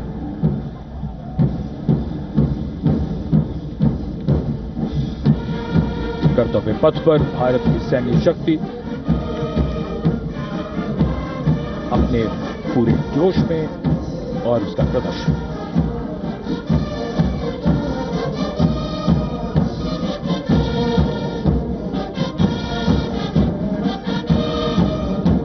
अब बारी केंद्रीय सशस्त्र पुलिस बल के दस्तों की सब इंस्पेक्टर करण सिंह के नेतृत्व में सीआईएसएफ का बैंड दस्ता धुन बजा रहा है अमर सेनानी।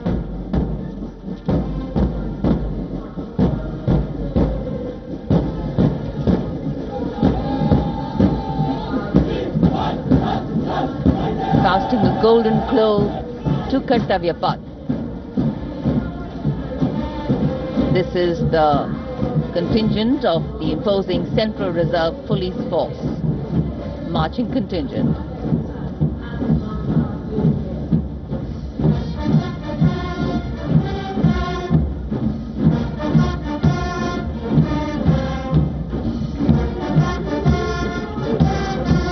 And this is the CRPF band going past the saluting base, playing Desh Ke Hum Hai Rakshak, commanded by Inspector Shamsher Lal.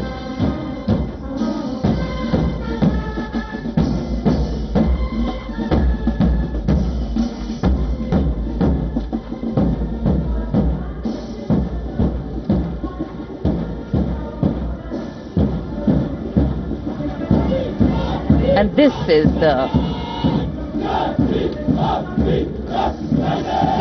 CRPF marching contingent going smartly past the saluting base, led by Assistant Commandant Simran Bala and Miss Surabhi Ravi. The motto of the CRPF, service and loyalty.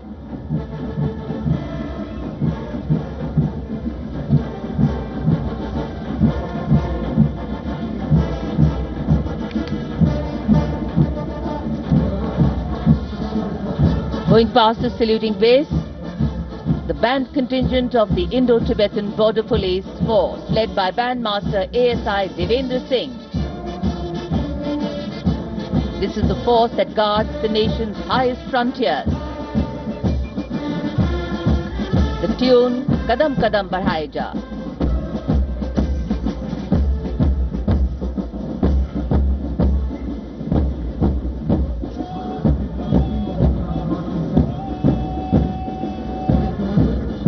Following the band marching smartly along the Kartavya Path is the marching contingent of the Indo-Tibetan Border Police led by Assistant Commandant Pagar Janardhan Kalu, 3 subordinate officers and 144 Himvis. The ITBP stands sentinel along the 3,488-kilometer Indo-China border, operating in world's harshest conditions at altitudes up to 19,000 feet and temperatures plunging to minus 45 degrees Celsius.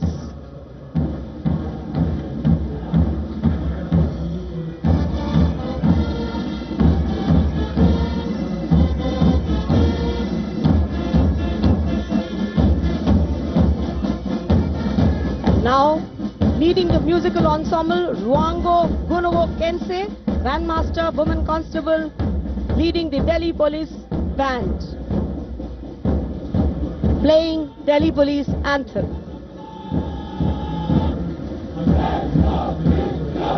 Following the band is the Delhi Police Marching Contingent led by Assistant Commissioner of Police Anant Dhanraj Singh IPS. 3 sub-inspectors, 44 head constables and 100 constables, part of 148 marching contingent. A unique feature of this contingent is that every member is above 6 feet tall in height. What an imposing and majestic bearing. और अब स्वागत कीजिए रेगिस्तान के जहाज का। ऊंट राजस्थान के थार रेगिस्तान और कच्छ के रण के दुर्गम इलाके में सीमा पर तैनात जवानों के एकमात्र भरोसेमंद साथी। ये है सीमा सुरक्षा बल के दस्ते में ऊंट चेतक पर सवार contingent deputy commandant Shri Mahendra Pal Singh Rathore की अगुवाई में। बीएसएफ के ये शाही ऊंट आगे बढ़ रहे हैं। दस्ते की खास बात यह है कि 1976 से लगातार ये कंटिंजेंट गणतंत्र दिवस परेड में भाग लेता रहा है। आदर्श वाक्य जीवन पर्यंत कर्तव्य।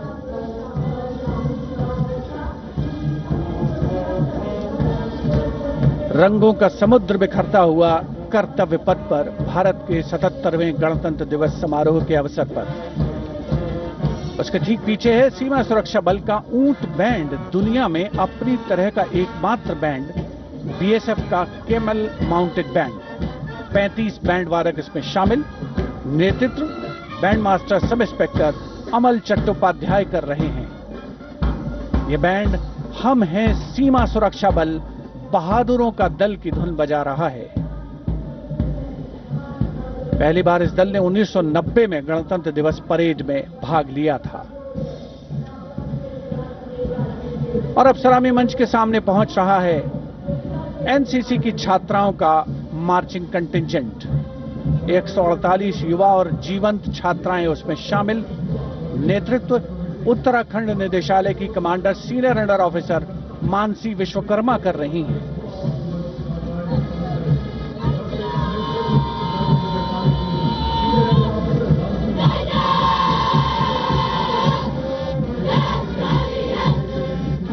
एनसीसी अपनी युवा शक्ति के माध्यम से राष्ट्र निर्माण में सबसे आगे प्रमुख योगदान देने वालों में।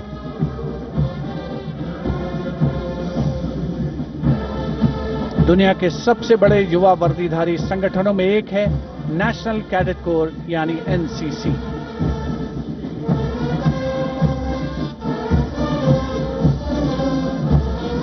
मार्चिंग कंटिंजेंट के ठीक पीछे है एनसीसी का कंबाइंड बैंड। नेतृत्व बिरला विद्या बालिका पीठ की सलोनी Yadav.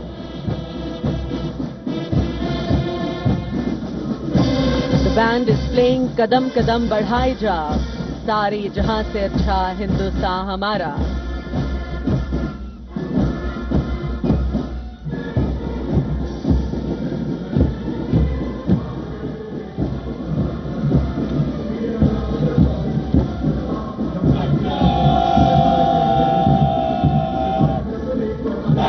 And after girls, here comes NCC boys marching contingent. Contingent Commander Senior Under Officer Tawheed Altaf of Jammu Kashmir and Ladakh Directorate is leading the 148 boy cadets marching contingent. The cadets have been drawn from all the directorates of NCC. The NCC is one of the largest youth organizations in the world. Marching proudly along Kartavya Path is the My Bharat National Service Scheme contingent, a shining embodiment of youthful energy, selfless service and nation-building spirit. Leading the My Bharat National Service Scheme contingent is Ms. Charu Singh from Rajasthan, representing Regional Directorate of NSS Jaipur.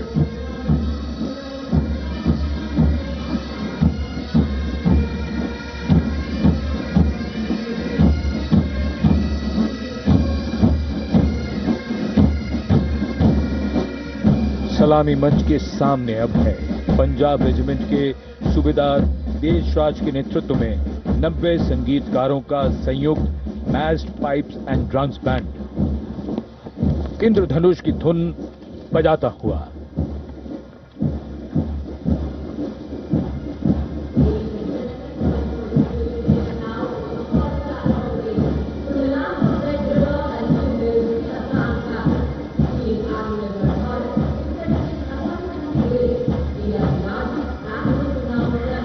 विहंगम दृश्य आज की इस भव्य parade का। Marching दस्तों के बाद अब बारी है भारत की समृद्ध सांस्कृतिक विरासत की झलकियों की, झांकियों की। सबसे पहले असम की झांकी, असम के धुबरी जिले का आशारी कांडी गांव, असम के पारंपरिक टेराकोटा शिल्पकारों का सबसे बड़ा केंद्र।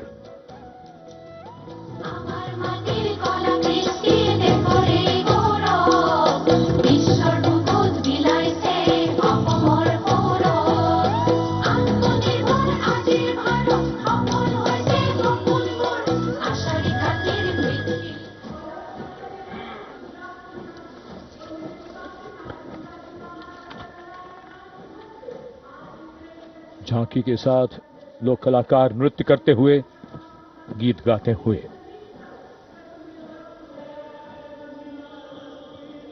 गुजरात की झांकी स्वदेशी, स्वावलंबन और स्वतंत्रता का मंत्र वंदे मातरम की थीम के साथ सलामी मंच के सामने है। झांकी में आप मैडम भीखाजी कामा, जिनके झंडे पर वंदे मातरम अंकित है, उन्हें देख सकते हैं। झांकी के पिछले हिस्से में बापू की मूर्ति एक धर्म चक्र के साथ और सम्मानित रचनाकार झवेंद्र चंद मेघाणी के रचे गीत की लय ताल पर उत्साह से झांकी के साथ चलते कलाकार। The tableau from Gujarat going past the saluting base.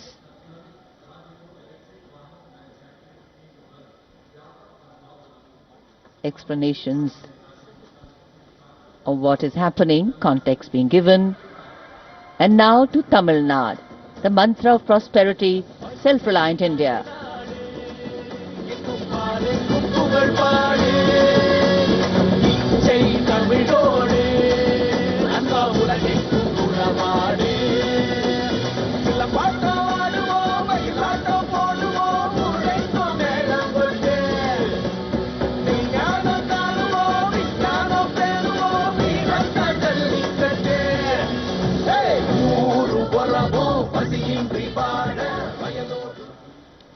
So much to take in, so much to absorb.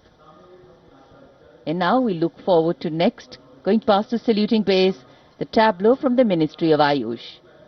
Ayush ka tantra, swasthya ka mantra, highlighting the role of the National Ayush Mission. Swasth Bharatam Charak Patanjali Agastya Trimurti Aushadha Parvat Kare Swasthya Purti Kama Krodha Lobha Moha Ke Bahar Sadhana Se Ho Niradhar. कर्तव्य पथ पर मंत्रालयों की झांकियां, राज्यों की झांकियां आगे बढ़ रही हैं। इसी क्रम में अब आ रही है कौशल विकास और उद्यमशीलता मंत्रालय की झांकी। भारत के भविष्य के लिए तैयार वर्कफोर्स का हब बनने की दिशा में बदलाव को ये झांकी परिलक्षित कर रही है। हम आगे बढ़ चले हुनर के सहारे, अपने रास्ते खुद बना चले।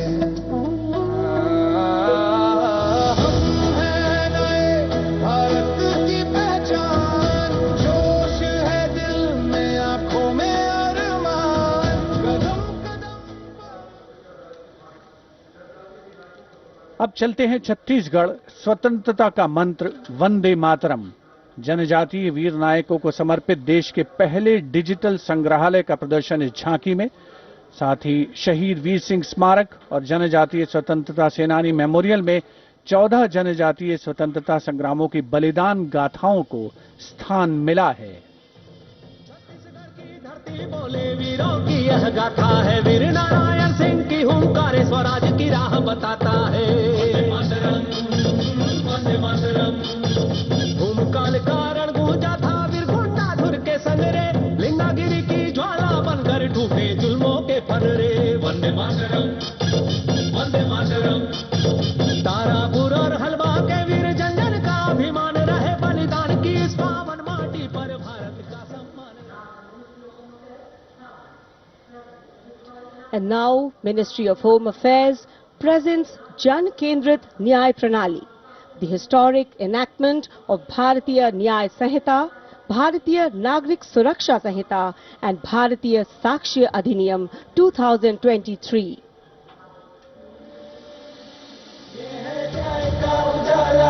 ये है न्याय का उजाला, सोच गुलामी की मिटाकर नई संहिता को अपना कर, नई तकनीक को साथ जोड़कर गूंजेगा दंड से न्याय का नारा।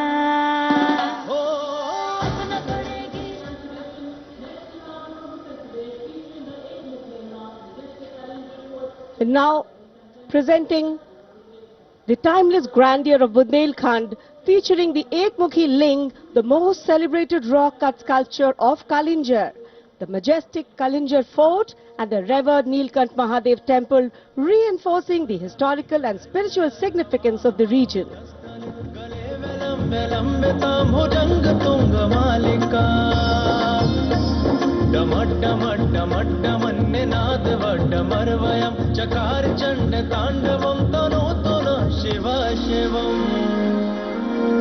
शक्तिवान बेटियों की अब नई उड़ान है आज यूपी में विकास का नया विहार. And now comes Nagaland. Nagaland's Tableau presents the Hornbill Festival as a vibrant expression of culture-led tourism and community-driven self-reliance, reflecting the spirit of Atmanirbhar Bharat in India's northeast.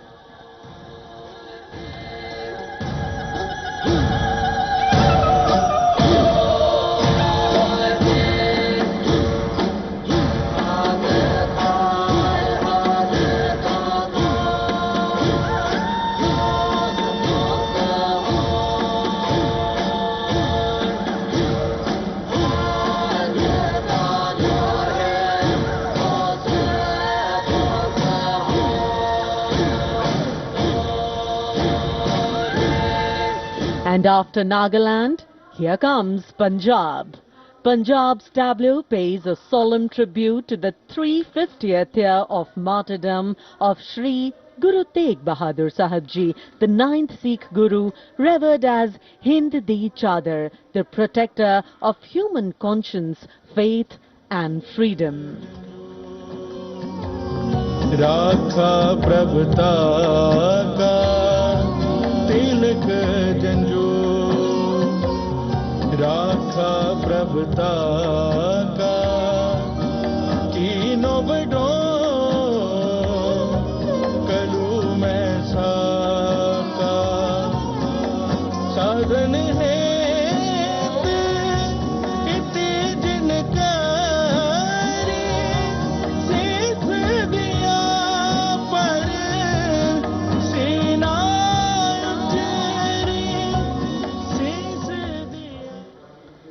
Punjab के बाद चलिए दक्षिण भारत केरल की इस झांकी में देखिए भारत की पहली वाटर मेट्रो और 100% डिजिटल साक्षरता की उपलब्धि को। आत्मनिर्भरता का मंत्र ग्रामीण परिवेश में डिजिटल साक्षरता की ब्रांड एम्बेसडर श्रीमती सरसू को स्मार्टफोन और लैपटॉप पर काम करते हुए देखा जा सकता है। झांकी में वाटर मेट्रो नाव है, कोच्चि के बैक वाटर में लोगों के लिए आसान कनेक्टिविटी प्रदान करती है वाटर मेट्रो।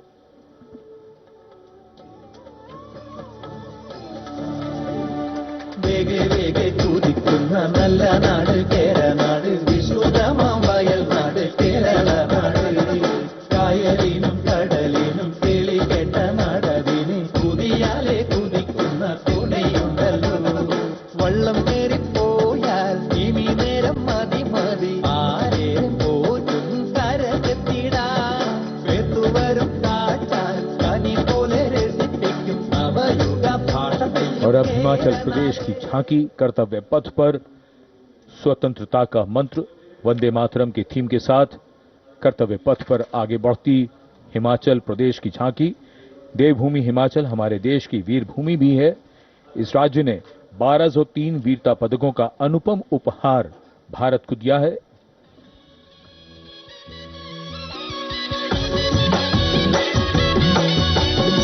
ढोलो रढमका मरा हिमाचल बड़ा पाका लगा ढोलो रढमका मरा हिमाचल बड़ा पाका सौरभ कालिया विक्रम बत्रा हिमाचल रे शानो पड़ी आपदा देशों के जो दीदी अपनी जानो शहीद हुआ सब देशों खातिर बड़ाए Approaching the saluting gaze, the tableau of Jammu and Kashmir unfolding like a silken tapestry, presenting the region as a seamless cultural continuum where craftsmanship and performance merge into a single luminous narrative. handicrafts and folk dances of Jammu and Kashmir, going past the saluting base. Perfect depiction, luminous narrative. Handicrafts and folk dances of Jammu and Kashmir, going past the saluting base. Perfect depiction of culture.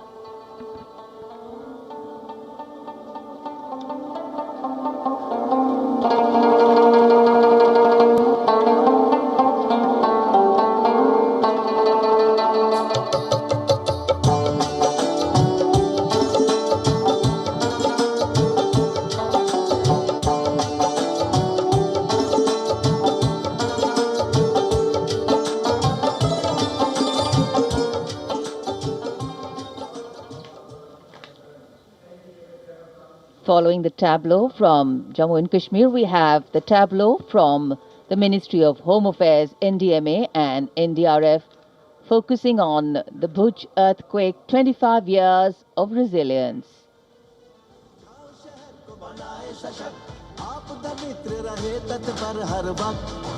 स्कूलों में सिखाए सुरक्षा का अभ्यास, बचपन से जागे सजगता का प्रयास, युवा शक्ति का है संकल्प, आत्मनिर्भर भारत हो साकार, आपदा से सुरक्षित राष्ट्र हो, यही एनडीएमए का आधार, और जब भी संकट आए देश को मिले अधिक। कर्तव्य पथ पर सलामी मंच के सामने गुजर रही है अगली झांकी, स्कूल शिक्षा और साक्षरता विभाग शिक्षा मंत्रालय की ओर से। ये झांकी राष्ट्रीय शिक्षा नीति 2020 की विषय वस्तु पर आधारित है। झांकी के अग्रभाग में आर्यभट्ट, शून्य और ग्लोब लिए हुए बच्चों को मुस्कुराते हुए देखा जा सकता है। केंद्र में मार्शल आर्ट प्रदर्शन और कला और खेल का सामंजस्य है। नए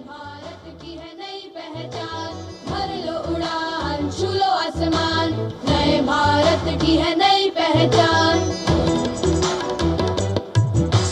राष्ट्रीय शिक्षा नीति से विकसित भारत का निर्माण, भर लो उड़ान छू लो आसमान, नए भारत की है नई पहचान।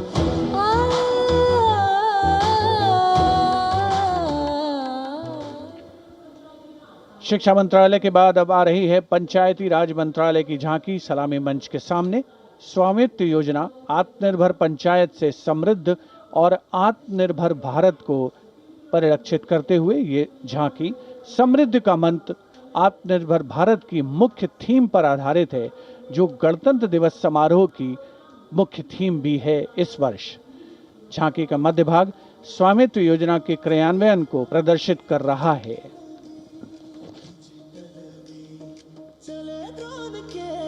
अपना अधिकार तो धरती मेरी, अंबर मेरा, स्वामित्व से गौरव मेरा, स्वामित्व से गौरव मेरा। And now presenting Ganesh Utsav, the tableau from Maharashtra, showcasing creation of idol of Lord Ganesh, Ganesh Visarjan, and a temple representing Ashtavinayak of Maharashtra. A grand scene depicting a traditional dhol associated with Ganesh Utsav. जय जय जय जय जय गणेशा, विघ्न निवारक हे परमेशा, पालन करता तू सकळांचा, वंदन तुझला महागणेशा, वंदन तुझला महागणेशा। परंपरेचे पायिक आम्ही समृद्धीचं लेणं, स्वदेशीचा जागर आणि कला गुणांचं देणं, आनंदाचा उत्सव आमचा निर्भरतेची आशा, पालन करता तू सकळांचा, वंदन तुझला महागणेशा, पालन करता तू सकळांचा, वंदन तुझला महागणेशा, वंदन तुझला महागणेशा। And now West Bengal presents Swatantrata Ka Mantra Vande Mataram, a powerful narrative of state's seminal role in our freedom struggle. depicting cultural and intellectual awakening through Swami Vivekananda, Sri Aurobindo, Rabindranath Tagore, Netaji, Subhash Chandra Bose, Khudiram Bose, and Mantagini Hazra.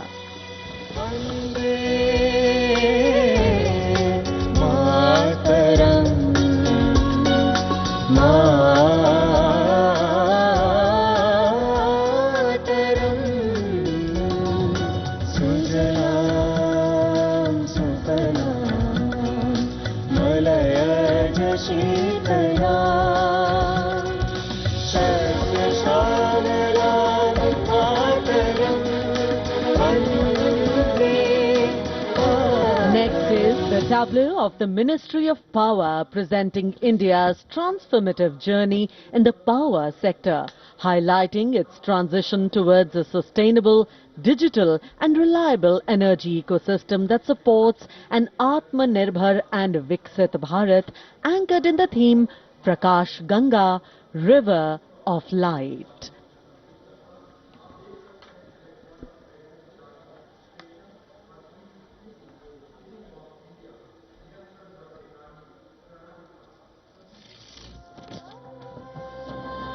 सपनों का सूरज धीरे धीरे आसमां की ओर बढ़ा, देश के हर घर आंगन में नया उजाला जाग उठा।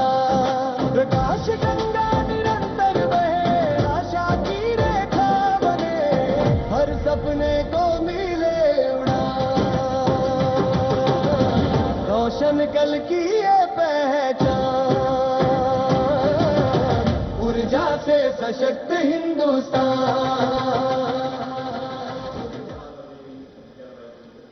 And here comes the tableau of Madhya Pradesh, dedicated to Lok Mata Devi Ahilya Bai Holkar, a timeless symbol of self-reliance, enlightened governance and cultural stewardship. Accompanied by folk artists performing traditional dances, the tableau comes alive with rhythm and color. Kashi तक टूटे शिवालय, जिसने खड़े कराए फिर प्राण बसाए, देवी सा जिसका मान, सुशासन हथकरघा नारी शक्ति है जिसकी पहचान। नर्मदा के तट महेश्वर से उठी जाए जयकार। सलामी मंच के सामने आ रही है ओडिशा की झांकी। परंपरा से प्रगति और आत्मनिर्भर भारत में ओडिशा के योगदान को दर्शाती हुई महिलाओं के नेतृत्व, सेमीकंडक्टर चिप और कोरापुट कॉफी। झांकी में कोणार्क के सूर्य मंदिर को भी देखा जा सकता है। झांकी के साथ नर्तक एक सांस्कृतिक आयाम जोड़ते हुए। नागरिक प्रजुक्तिर प्रदर्शन, नागरिक प्रजुक्तिर प्रदर्शन। नारी सशक्तिकरण नागरी समृद्धिर वाहन। कोरापुट कॉफी आउ सिलिकन नाम आनिला नुआ लोक, नागरिक आनिला नुआ लोक। पट्टचित्र आउ तार कसी पाई हेउछु आमी गर्वित। भारत की समृद्ध विरासत, उसका प्रदर्शन और पूर्वोत्तर राज्य मणिपुर की झांकी सलामी मंच के सामने। यहाँ के कृषि उत्पाद दुनिया भर में अपनी पहचान बना रहे हैं। यहाँ जीआई टैग प्राप्त 3 ऐसे उत्पादों को देखा जा सकता है जो किसानों का जीवन बदल रहे हैं। मणिपुर की मिर्च, चावल और संतरे की प्राचीन किस्म।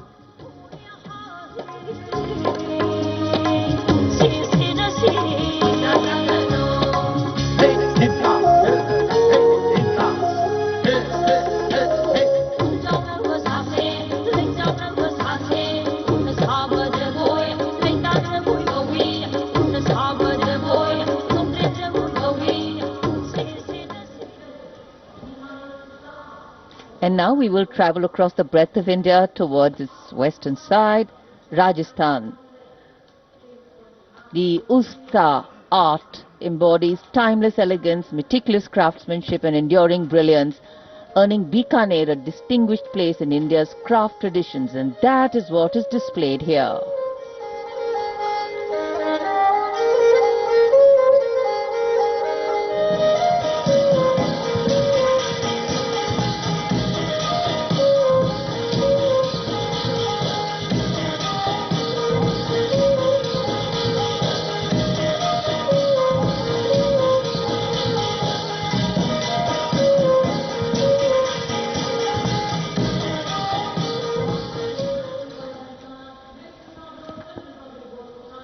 And now, a tableau which every year people wait for. From the Ministry of Housing and Urban Affairs, the CPWD Tableau. Vande Mataram commemoration of 150 years, that's the theme. All done in flowers, rainbow of colors, plus plus.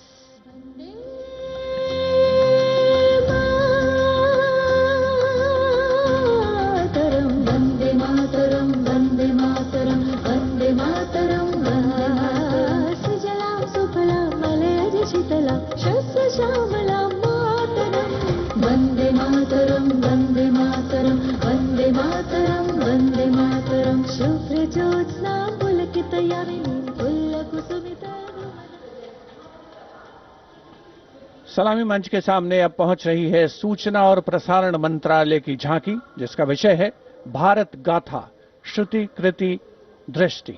झांकी का design तैयार किया है जाने माने फिल्मकार संजय लीला भंसाली ने, और जिस गीत की स्वर लहरियां गूंज रही हैं उसे स्वर दिया है प्रख्यात पार्श्व गायिका श्रेया घोषाल ने। सुनो सुनो सुनो सुनो सुनो सुनो सुनो सुनो भारत की ये कथा, भारत कथा सुनो। ओम की ध्वनि से गूंजे धरती आसमान भी, ऐसे शुरुआत हुई चेतना की ज्ञान की। सुनो सुनो सुनो सुनो सुनो सुनो सुनो सुनो भव्य दृश्य फिर सुनहरे पर्दे का सृजन हुआ, कला से कलाकार का। सांस्कृतिक समय रेखा विजन स्टेटमेंट को परिलक्षित करती सूचना प्रसारण मंत्रालय की झांकी के ठीक पीछे है पुडुचेरी की झांकी। समृद्ध शिल्प विरासत, संस्कृति और ओरोविल का विजन इस झांकी में दिखाया गया है। पारंपरिक शिल्प कौशल इसकी खासियत।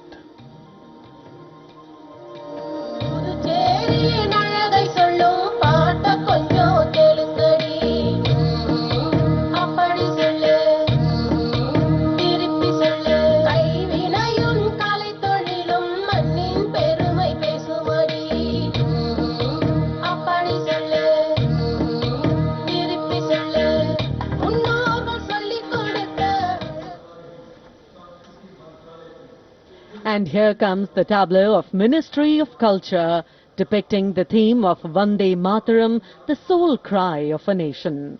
Vande Mataram is far more than a song.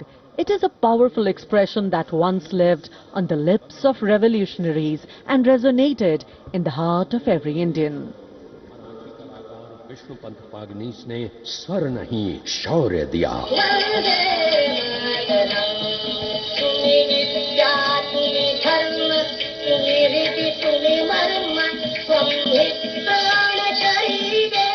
Madanlal Dhingra और खुदीराम बोस जैसे शहीदों से आज की जेन जी तक युग बदले, पुकार वही Vande Mataram.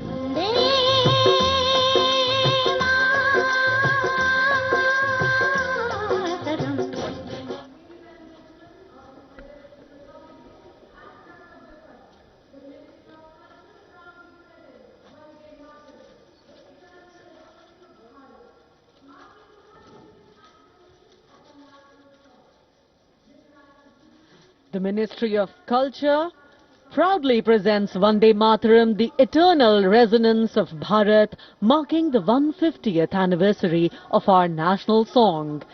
This national tribute, curated by the Sangeet Natak Academy. The choreography unfolds through the collective presence of 2,500 artists drawn from every state and union territory of Bharat. Overall creative director being Dr. Sandhya Purecha, Chairperson, Sangeet Natak Academy.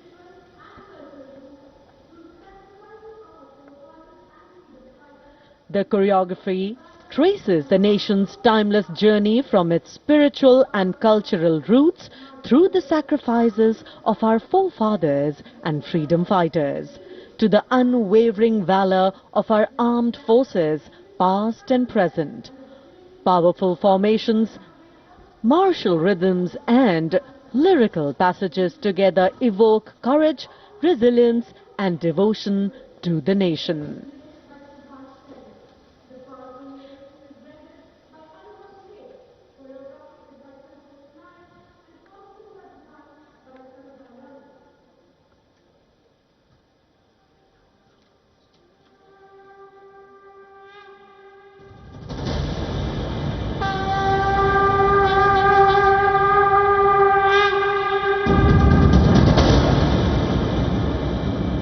Shri Bankim Chandra Chatterjee द्वारा रचित प्रातः स्मरणीय वंदे मातरम गीत को वर्षों से हर्षोल्लास से गाते भारतवासियों का हार्दिक अभिनंदन।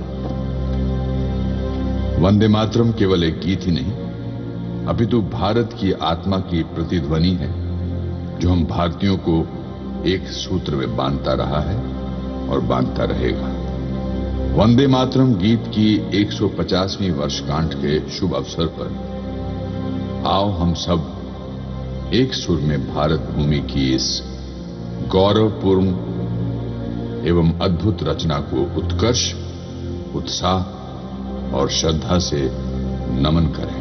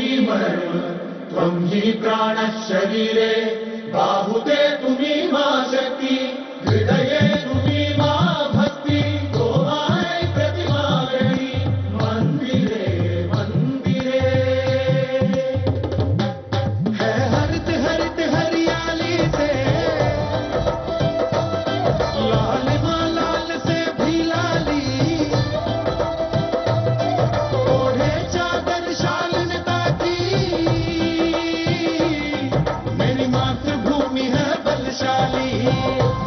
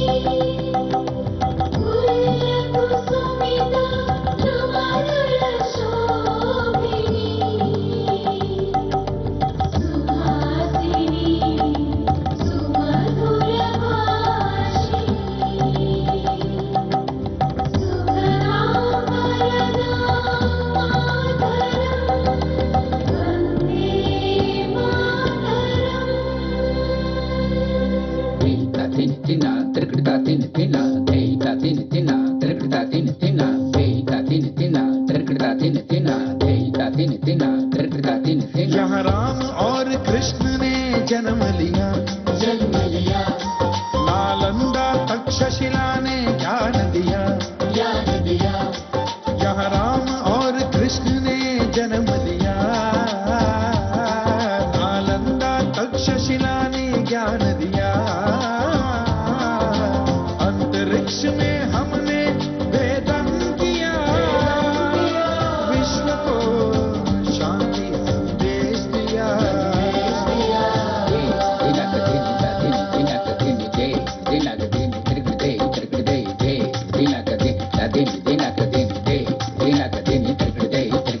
बह चली भारत से अविरल धारा विज्ञान की,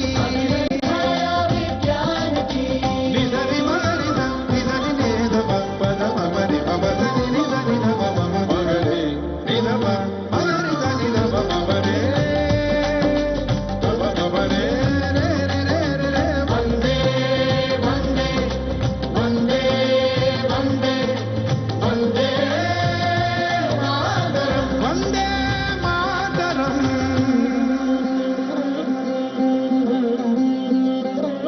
त्वं हि दुर्गा दश प्रहरणधारिणी, कमला कमलदल विहारिणी, वाणी विद्यादायिनी, नमामि त्वां नमामि कमलं अमलं अतुलं सुजलं सुफलं मातरम्।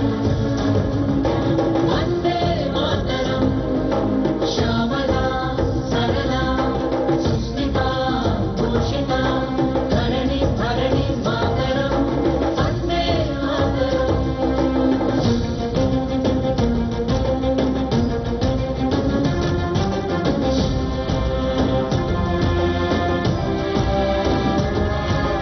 भारत की है श्वास, हर दिल का है विश्वास, पल पल का है आभास, बंधन है इस बात।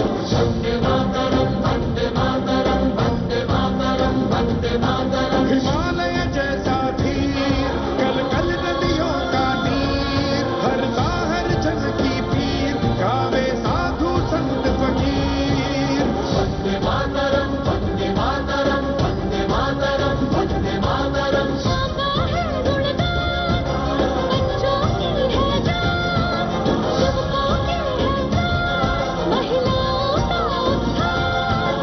वंदे मातरम वंदे मातरम वंदे मातरम वंदे मातरम। गंगा का है अभिमान, संस्कारों का संस्थान, वेदों की है तान, तिरंगे की है शान। वंदे मातरम वंदे मातरम वंदे मातरम वंदे मातरम। सनातन का है ज्ञान, मानवता को है वरदान, विरासत का है निशान, भारत का है सम्मान। वंदे वंदे वंदे वंदे वंदे मातरम वंदे मातरम वंदे वंदे वंदे वंदे वंदे मातरम वंदे मातरम वंदे वंदे मातरम वंदे वंदे मातरम वंदे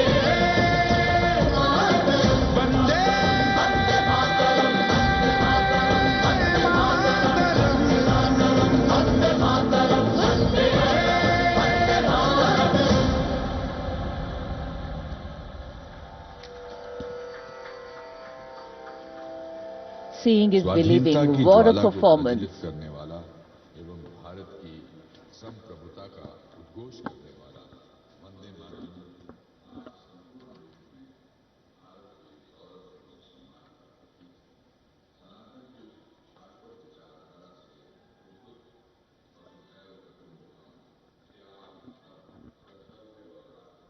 2,500 artists drawn from every state and union territory of Bharat, bringing together all major traditional art forms alongside a vibrant spectrum of folk and tribal traditions. It's been such a varied, vibrant and vigor-inspiring display so far. The audience absolutely enthralled embracing every element on display. This is true tribute to the nation. In fact, the lineup of the Republic Day Parade always has two exciting displays to herald the last segment of these celebrations. A daring display of balance, concentration and creativity, the motorcycle display, followed by power and precision in the skies, the Indian Air Force fly past. And this year, exhibiting their collective skills through the motorcycle display are highly trained women and men from the CRPF and SSB. The all-women CRPF team will be led by Assistant Commandant Seema Nag, who has been leading this team for the past 12 years, while the SSB team is being led by Assistant Commandant Naveen Kumari. From a solo one-wheel riding maneuver to a high of 42 riders, these teams collaborate to impress and inspire everyone with their diligence, dexterity and daring. कर्तव्य पथ पर अब मानव machine को कैसे कैसे संतुलन कर सकता है, उसके दृश्य देखिए। डेयरडेविल्स टीम, सीआरपीएफ और एसएसबी का संयुक्त प्रदर्शन। अभिवादन सहायक कमांडेंट सीमा नाग और सहायक commandant Naveen Kumari.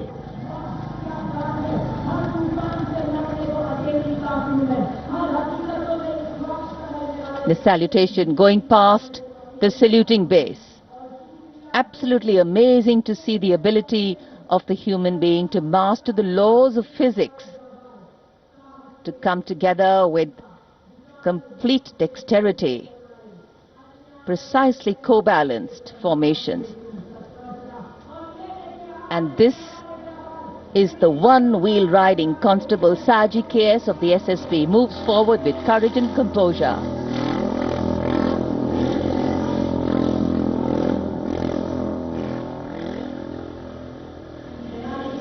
A light breeze catching the flags, but definitely not throwing anybody off balance. Approaching the saluting base, we have the Sarvatra Suraksha formation. SSB की निरीक्षक शहनाज अपने 18 साथी जवानों के साथ, सीआरपीएफ की कांस्टेबल सीमा पुंडीर अपने 11 जवानों के साथ सर्वत्र सुरक्षा की फॉर्मेशन में।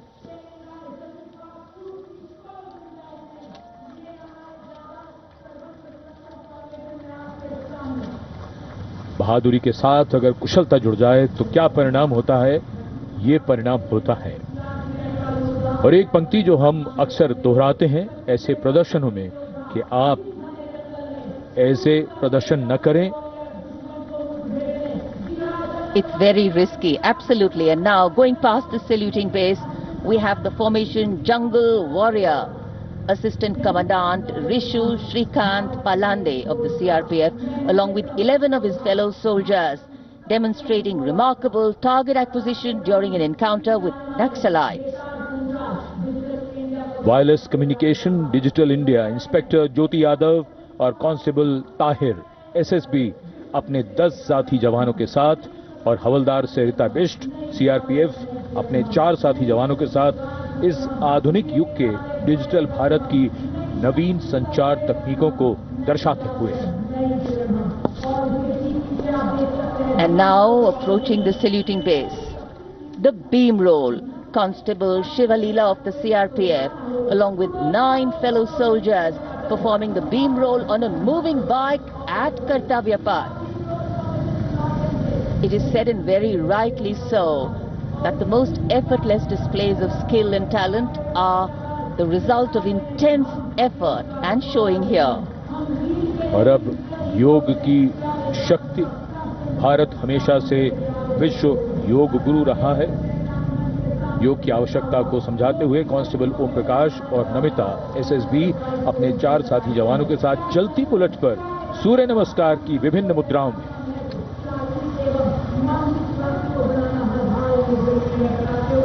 Such balance, such perfection. And now target going past the saluting base. Constable Soni Devi of the CRPF, along with 4 of her fellow soldiers, and Constable Navaprabhat of the SSB, along with his fellow soldier standing face to face in a moving bike,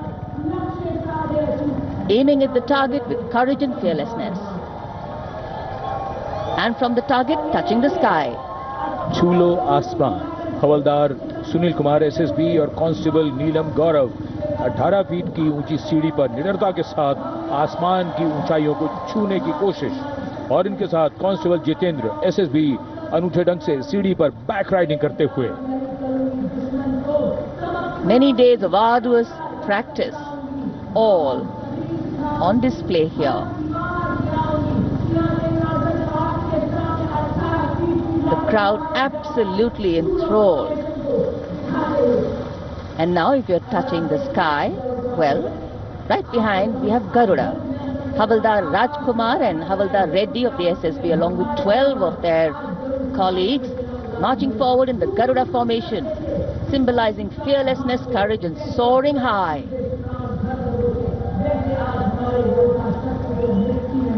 Garuda के पीछे वायु constable Reena Malik CRPF अपने 6 अन्य साथी जवानों के साथ, और कांस्टेबल शालिना सचेत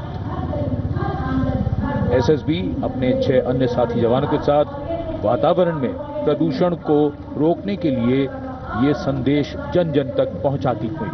And now this formation saying what it means, concentration. Constable Sheikh Kajal of the CRPF, along with 11 comrades rolling down Kartavya Path, butterfly formation, patience and concentration. और अब पावर ऑफ सीएपीएफ एसएसबी के 19 जवान 2 bullet पर सवार CAPF की शक्ति को दर्शाते हुए इसका नेतृत्व कर रहे हैं उप निरीक्षक कृष्णलाल। ये पिछले 13 वर्षों से एसएसबी के टीम कोच हैं।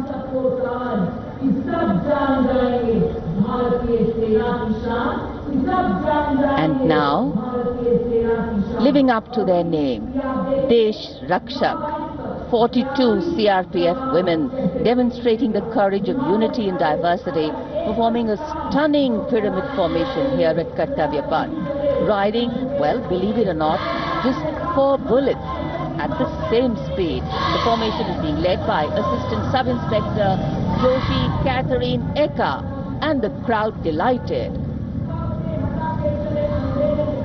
42 महिलाएं अनेकता में एकता का संदेश देश रक्षक के।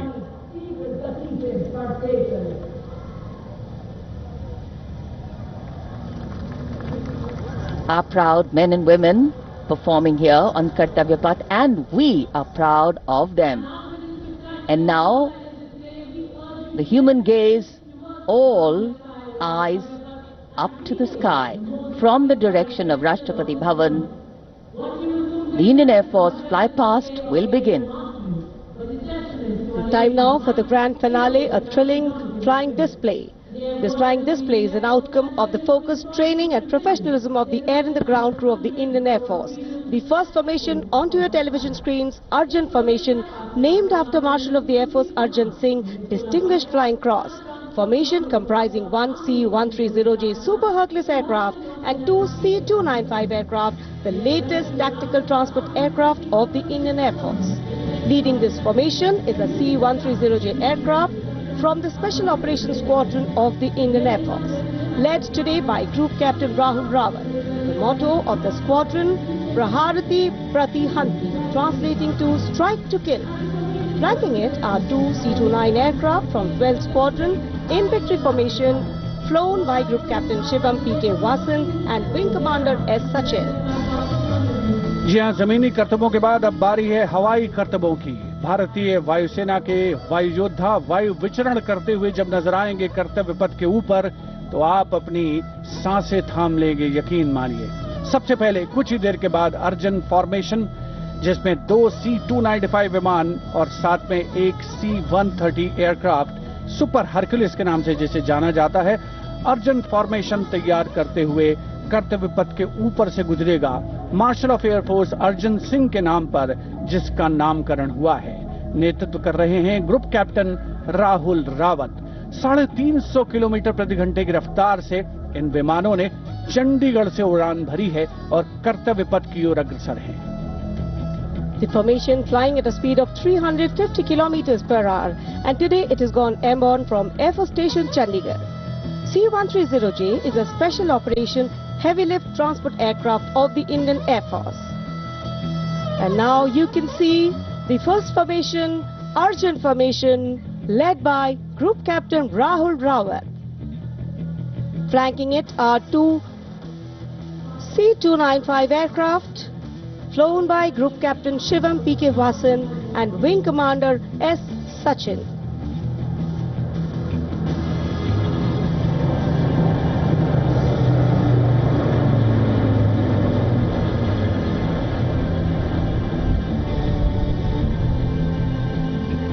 Flying majestically up over the skies of the Kartavya Path. And now time for the Varuna formation, comprising one PHI aircraft of the Indian Navy and two Sukhoi 30 MKI aircraft of the Indian Air Force.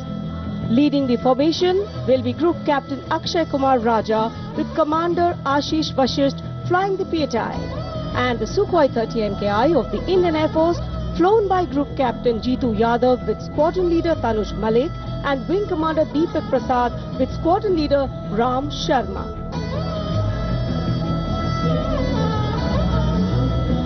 The PHI, with its unmatched long-range maritime reconnaissance and anti-submarine prowess, and the Sukhois flanking it. The formation led by Captain Akshay Kumar Raja.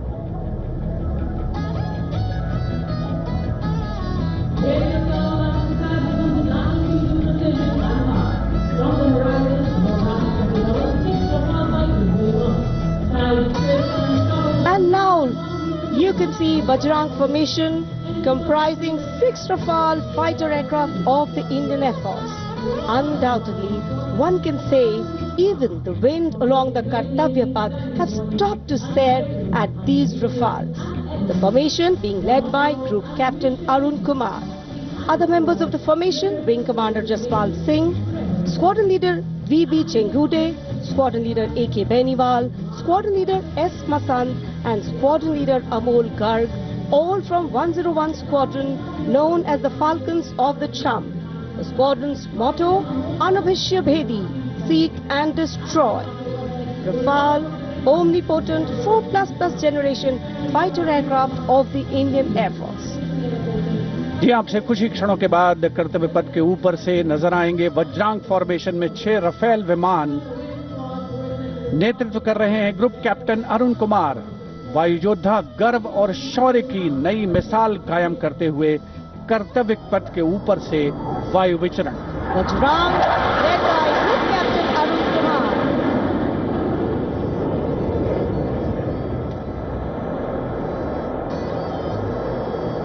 Marvel the choreography of power and precision, each aircraft symbolic of the guardianship that keeps our skies sovereign and secure. And time now for a single Rafale flying at a speed of 900 kilometers per hour, all set to touch the sky with glory as it executes the vertical maneuver over Kartavya Path. The aircraft is being flown by Group Captain Amit Gehani along with Flight Lieutenant Utkarsh Sharma of 17th Squadron known as the Golden Arrows. Their motto, Udayam Ajastram, meaning ever rising skywards. Vijay formation कर्तव्य पथ के ऊपर से एक Rafale 900 kilometre प्रति घंटे की रफ्तार से वायु विचरण करता हुआ उड़ान भर रहे हैं ग्रुप कैप्टन अमित गेहानी। जोधपुर से उड़ान भरी है। The aircraft doing series of rolls, going up, and finally would disappear into the blue yonder, signifying the motto of the Indian Air Force, Nabha Sprisham Deeptam. Vijay stands as a salute to the spirit of India, resolute and rising. उपस्थित जनसमूह आह्लादित है, उल्लसित है, रोमांचित है। वायु योद्धाओं के इस वायु विचरण को देखकर जिन्होंने भारतीय वायुसेना की गौरवशाली परंपरा की नई मिसाल कायम की है, नभस प्रशम दीप्तम को चरितार्थ करते हुए कर्तव्य पथ देश प्रेम के रंगों से ओतप्रोत होता हुआ। Now you see me, now you don't. You blink and you miss. What a wonderful flypast. Historically, flypasts have a special affinity with parades and form their aerial component, and the flypasts here at the Republic Day Parade have a way of imprinting themselves on the audience's memory. A form of aerial salute, they show respect, display aircraft and showcase flying skills as a form of entertainment to delight the public. And everything is what we saw.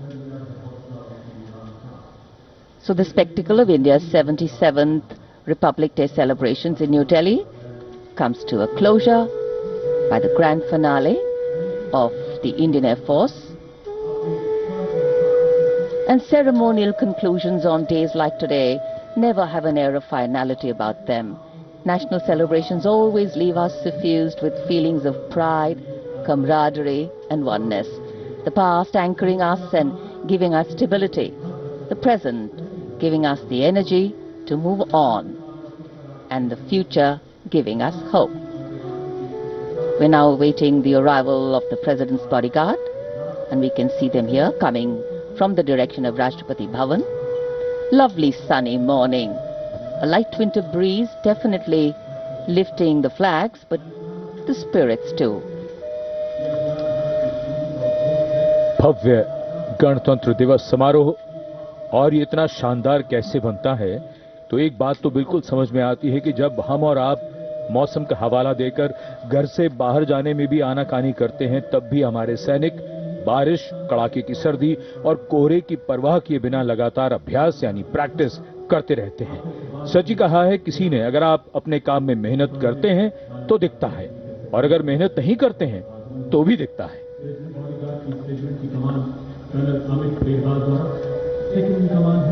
मेहनत, अनुशासन और अभ्यास से वो स्तर पाया जा सकता है जिसके लिए गणतंत्र दिवस परेड को दुनिया भर में जाना जाता है। The President's bodyguard arriving here at the saluting base. On arrival, the command for Salami Shastra will be given by the commandant of the PVG, and the national anthem will be played, drawing this celebration to a formal conclusion. Visual delight, patriotic feeling, and dignity and respect for the nation, for our men and women in uniform.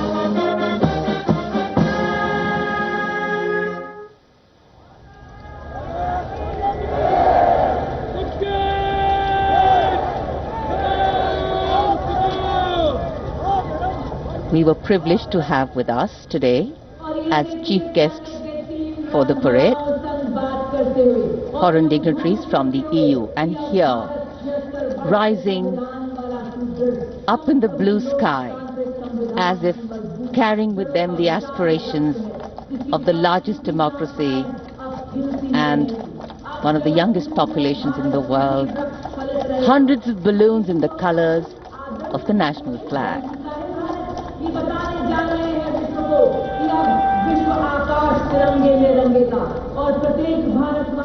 And today, for our visitors and foreign guests who've seen the parade for the first time.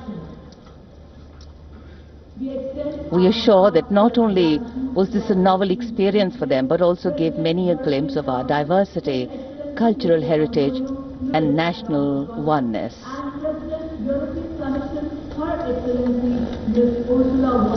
भारतीय सशस्त्र सेनाओं की सर्वोच्च commander देश की राष्ट्रपति माननीय श्रीमती द्रौपदी मुर्मू सलामी मंच से अब कुछ ही क्षणों के उपरांत समारोह पूर्वक राष्ट्रपति भवन के लिए प्रस्थान करेंगी। उनके साथ हैं इस वर्ष के गणतंत्र दिवस समारोह के हमारे विशेष मेहमान यूरोपीय परिषद के अध्यक्ष श्री एंटोनियो कोस्टा और यूरोपीय आयोग की अध्यक्ष उर्सुला फॉन डेर लायन, देश के उपराष्ट्रपति श्री सीपी राधाकृष्णन, माननीय राष्ट्रपति महोदया को समारोह पूर्वक विदाई देने के लिए उनके साथ उपस्थित, साथ ही माननीय प्रधानमंत्री श्री नरेंद्र मोदी, रक्षा मंत्री श्री राजनाथ सिंह, बहुत ही विशद, बहुत ही भव्य, बहुत ही प्रभावशाली 77वां गणतंत्र दिवस समारोह आयोजित हुआ ऐतिहासिक कर्तव्य पथ पर। पृष्ठभूमि में राष्ट्रपति भवन का गुंबद देखा जा सकता है, जो कर्तव्य भवन से, कर्तव्य पथ से स्पष्ट दृष्टिगोचर होता है। ऐतिहासिक बग्गी में विशिष्ट मेहमान अपनी जगह, अपना स्थान ग्रहण करते हुए यूरोपीय आयोग के अध्यक्ष Ursula von der Leyen, Bharat की राष्ट्रपति माननीय श्रीमती द्रौपदी मुर्मू और यूरोपीय परिषद के अध्यक्ष श्री एंटोनियो कोस्टा, भारत और यूरोप की सहभागीदारी अलग अलग क्षेत्रों में यूरोपीय कमीशन के देशों और भारत को प्रगति के नए आयाम पर ले जाने में कामयाब होगी, इसमें कोई शक की गुंजाइश नहीं है। आगे आने वाले दिनों में बहुत से महत्वपूर्ण ऐलान हो सकते हैं सहयोग की दिशा में। परंपरागत बग्गी में माननीय राष्ट्रपति महोदया राष्ट्रपति भवन के लिए प्रस्थान करेंगी। प्रेसिडेंट बॉडीगार्ड समारोह पूर्वक उनको राष्ट्रपति भवन लेकर के जाएंगे। राष्ट्रपति के अंगरक्षक, जैसा हमने शुरू में कहा, एक अद्वितीय एयरबॉर्न कैवलरी रेजिमेंट है।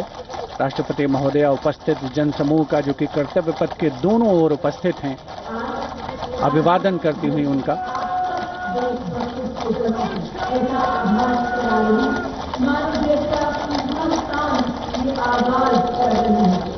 जैसा कि हम सब जानते हैं, इस समारोह से बड़ा कोई आयोजन नहीं है। भव्य आयोजन और राष्ट्रपति जी का काफिला राष्ट्रपति भवन की ओर कर्तव्य पथ पर धीरे धीरे आगे बढ़ता हुआ, और जिस क्रम में प्रोटोकॉल के हिसाब से गण्यमान्य व्यक्तियों का आना हुआ था, अब उसके रिवर्स ऑर्डर में उनका यहां से प्रस्थान होता है। राष्ट्रपति जी के बाद अब माननीय उपराष्ट्रपति जी श्री सीपी राधाकृष्णन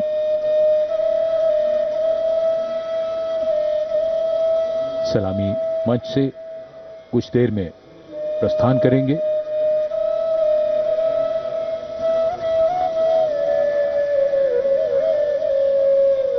वंदे मातरम के 150 वर्ष आज के समारोह का मुख्य theme. Ceremony and tradition giving context to modernity. Today the signs and symbols of national celebration become more meaningful. And as we foreground them, our individual identities take a back seat and responsible nationhood leads the way. And we saw glimpses of that. Across the armed forces, across the civilian performers. And as the dignitaries depart from the saluting base and we conclude yet another Republic Day parade in New Delhi,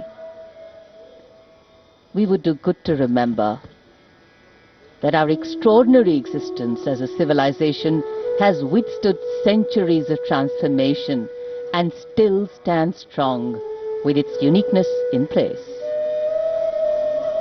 We are, however, a young republic, still settling in, still adopting, and still adapting. Our strength has always been our ability to embrace and hold different extremes with gravitas and fortitude, with balance and dignity, tradition and modernity, change and continuity, reconciliation and resistance, and of course resilience and fragility. And India's ability to allow space of change in opinions and differences is what gives it the power to sustain and grow from strength to strength. And here applause growing from strength to strength. Everybody has been waiting. This has become virtually tradition now. Prime Minister Narendra Modi, before departing from the venue, goes right up along either side of the enclosures and Kartavya Path to greet people up close, first hand. समारोह का वो हिस्सा जिसकी प्रतीक्षा यहाँ मौजूद सभी को रहती है, जब प्रधानमंत्री उनके निकट, उनके दीर्घाओं के निकट पहुंचते हैं, उनका अभिवादन स्वीकार करते हैं। यादगार के कुछ और पल उनकी यादों में शामिल, और प्रधानमंत्री कोशिश करते हैं कि वो काफी दूर तक इन दीर्घाओं में जो दर्शक हैं उनके पास जाएं, उनके नजदीक जाएं और उनका अभिवादन स्वीकार करें।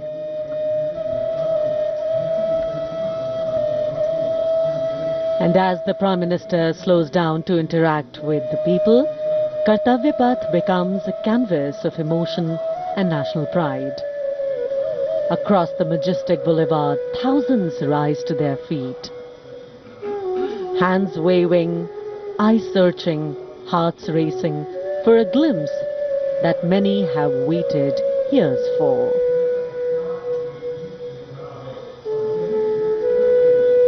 With every wave and folded greeting, the Prime Minister acknowledges the faith of the people seated across Kartavya Path. In that simple gesture lies a powerful connection of trust, respect, and shared destiny. For countless citizens present here today, this is not merely a visual moment. It is an experience that will be remembered for a lifetime, retold to families, preserved in photographs, and cherished in quiet reflection. The excitement visible on these radiant faces here. Children craning their necks, elders offering blessings, tricolors fluttering with pride, speaks volumes of a nation's collective hope. This is leadership, not from a distance, but leadership that reaches out, listens, and reassures.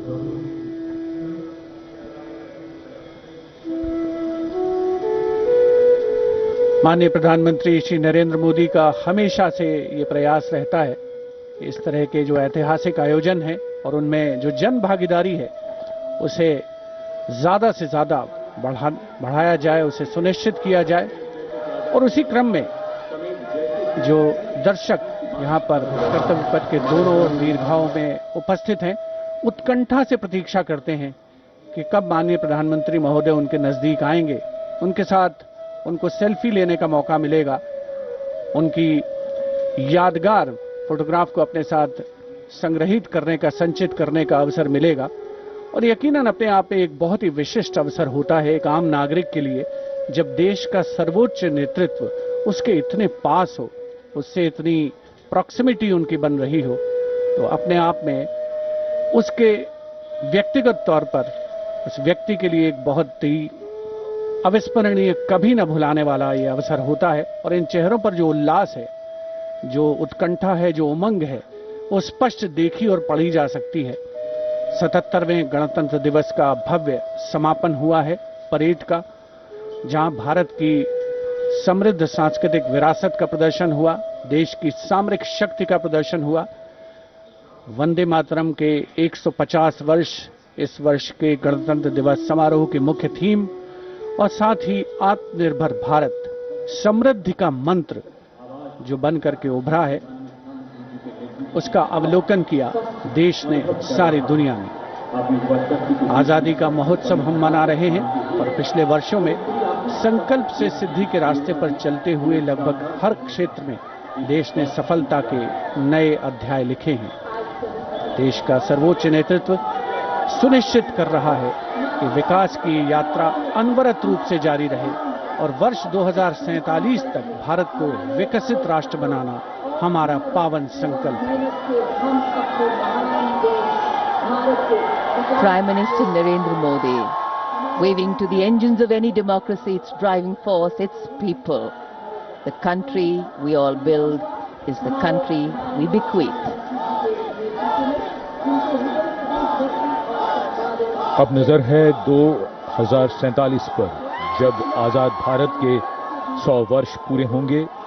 हम लगातार लक्ष्यों को सामने रखकर उन्हें पाने के प्रयास में लगे हैं। इस महान देश की प्रगति और विकास गाथा लगातार लिखी जा रही है। स्वर्णिम भारत की आभा में दमकते मानवता और निखरते विश्व की ये तस्वीर भारत का भव्य गणतंत्र दिवस समारोह।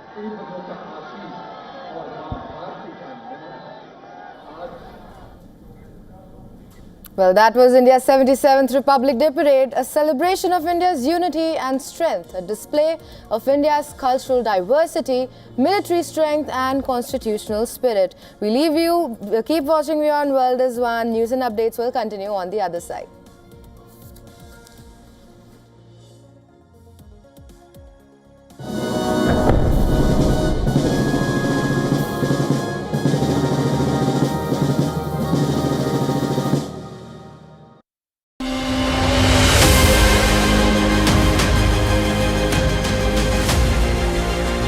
And welcome to a brand new edition of South India, a daily dynamic show that will capture the pulse of southern states.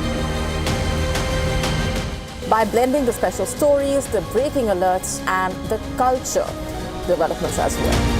From the 7 days.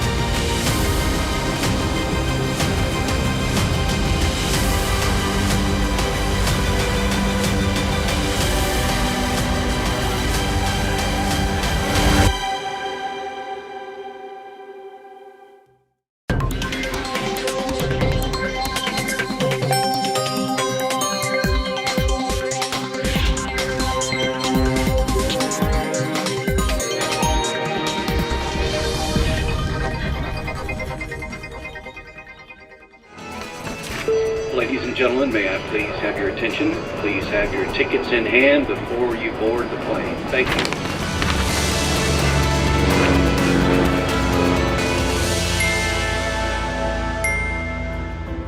Hello and welcome. I'm Johan Castell and you're watching Wings. On the show today, we cover the latest Indian festivals across the country. And how Jammu and Kashmir launches ski courses for first-time skiers. We feature Europe's hardest sled dog race in the French Alps. And winter festivals across Europe. Let's begin. From silent prayers on riverbanks to cultural nights in temple towns, faith finds many expressions this January in India. Here's how devotion unfolded across India this week.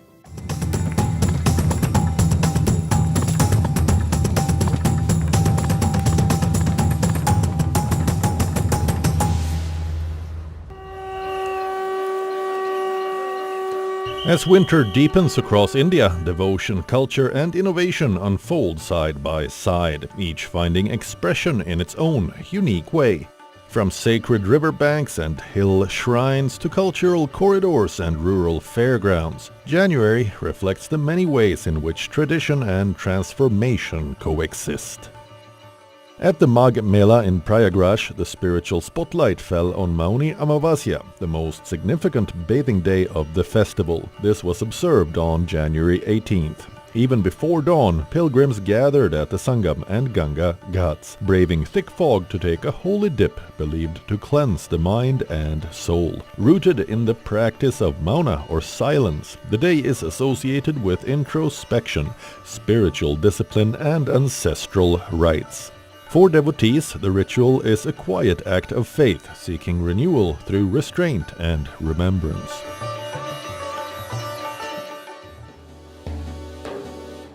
In Kerala, the Mandala Makara Vilakku festival at Sabrimala reached its conclusion with traditional early morning rituals and the closing of the sanctum of Lord Ayyappa. The festival marks the culmination of a 41-day period of austerity observed by devotees, a practice that blends discipline, devotion and centuries-old tradition. The closing rituals signal both spiritual fulfillment and emotional closure for pilgrims who undertake the demanding journey.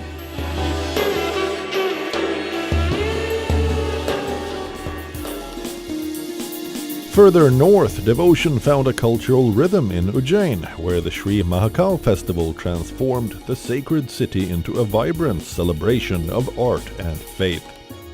Held at the Mahakal Lok Temple complex, the multi-day festival brought together music, dance and theatrical performances inspired by Lord Shiva.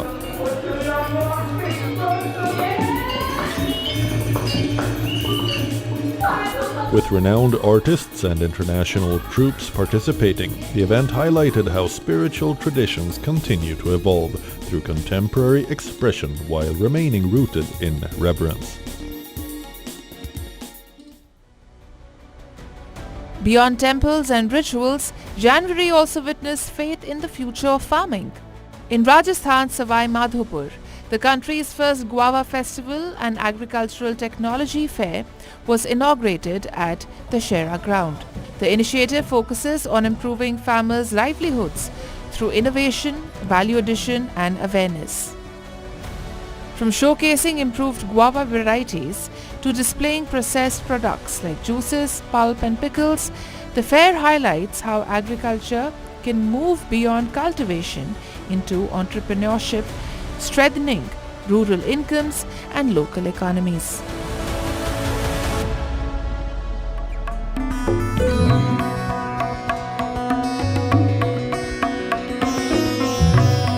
In the Bhadrava Valley of Jammu and Kashmir, the ancient festival of Kanchot is being celebrated by the Nag community.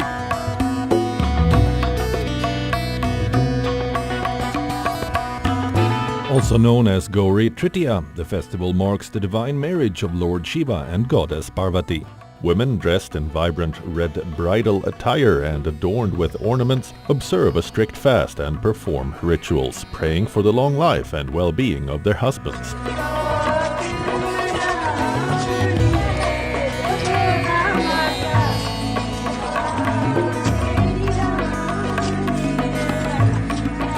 The festival of Kanchot symbolizes the ancient tradition carried on by local residents for generations.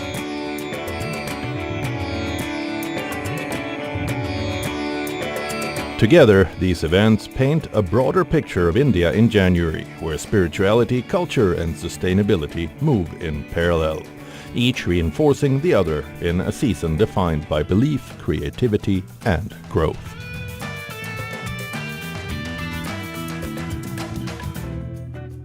From snow-laden peaks to young first-time skiers finding their balance, Kashmir is carving a fresh path in winter tourism. The valley is now investing in its youngest ambassadors, training them not just to ski, but to dream big. Here's more.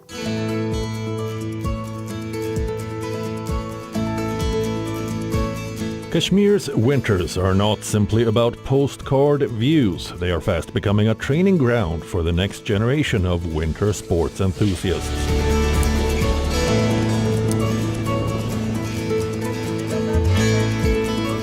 In a step aimed at strengthening adventure tourism, Jammu and Kashmir Chief Minister Omar Abdullah has launched a 14-day integrated ski training course for beginners across some of the valley's most scenic destinations. The program spans Gulmarg, Sonmarg, Pahalgam and Dudh Patri.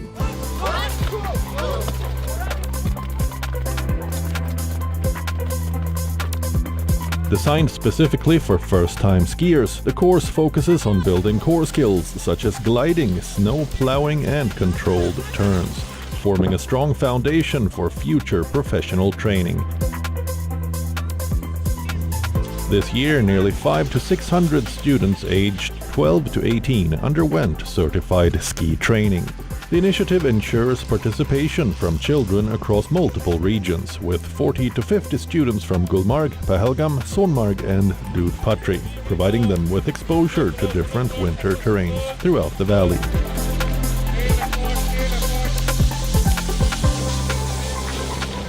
Basics है, वो सीख रहे हैं. It's been 3 days since the course began, and we are currently learning the basics of skiing. There is a mix of senior and young coaches here. Some of the senior coaches bring with them over 30 to 35 years of experience, and we are gaining valuable insights from their expertise. At the same time, the younger coaches add high energy and determination, which further enhances our learning experience. This is our first time skiing in Sonmarg, and the equipment, accommodation and food provided here are all very good. This is a good initiative taken by our chief minister. The location is less crowded than Sonmarg, which allows us to receive better one-on-one training. We have learned techniques such as the snowplow turn, side shifting, and several others. और ऐसे हम one-on-one भी एक तरीके से अच्छा मिलता है हमें coaching.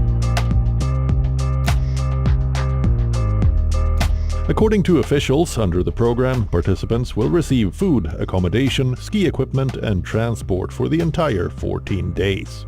Professional ski trainers will accompany the students throughout the training period to ensure consistent supervision and skill development. Locals have welcomed the move, calling it a major boost for adventure tourism.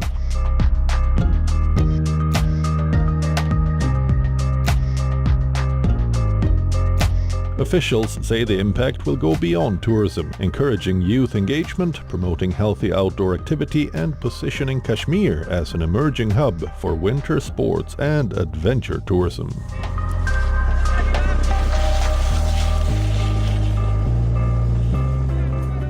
Over to France now, where alpine mushers have assembled for Europe's hardest sled dog challenge.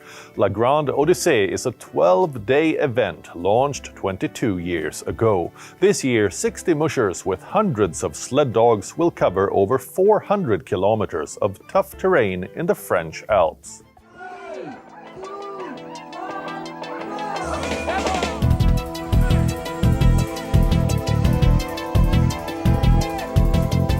This is where the journey begins. A 12-day endurance race where more than 600 sled dogs in multiple teams pulled their mushers across snowy alpine trails.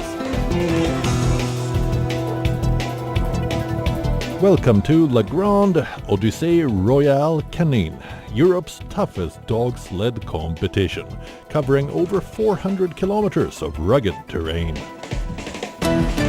The first edition in Avoria, in Les Portes du Soleil, which was the first ski resort who in January 2005 make the first start of La Grande Odyssée, the first stage. And since that time, it's been 22 years, the race grew up, changed a little bit, is now more professional, we have more mushers, we have more ski resorts. We are a bit longer in the time than before, and here we are, 22nd edition.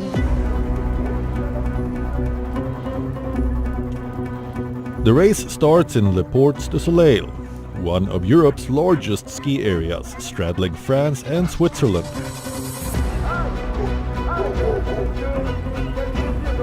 From Avioraz, teams launch into the Alps after strict veterinary and chip checks. As the countdown hits 0, mushers shout commands and the dogs surge forward, racing into the wilderness. Each team runs with 6 to 10 dogs, crossing mountain passes and forest tracks. Success depends on endurance, discipline and the powerful bond between musher and dog. Along the route, GPS trackers allow race control to monitor every team, ensuring safety across remote terrain. Chaque musher part dans la montagne faire sa course, équipé d'une balise. Each musher goes into the mountains to race, equipped with a GPS tracker, which allows us to see him at all times on computer screens. From these screens, we can check that the musher is going very nicely, or if he's lost his way, and we can send a snowmobile to bring him back to the course. Envoyer une moto pour venir le ramener dans le parcours. More than 50,000 spectators follow the event across 20 alpine resorts and villages. Some stages push teams into darkness, including the evening start in La Chapelle d'Abondance.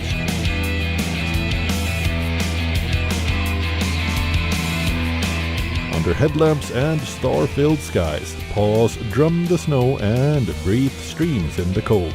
A striking display of teamwork between humans and their four-legged athletes. This trail was not all very fast, but half fast and half where the dog have to work. So I like it. I like running the Alps because when there is uphill, I run too with my dog. So this is what I love of this sport. I just enjoy the lifestyle, you know. I'm here to enjoy with my dogs. That's all. After 12 demanding days, the race finally reaches its finish line in Villard-de-Lans, closing one of Europe's most spectacular winter sporting events.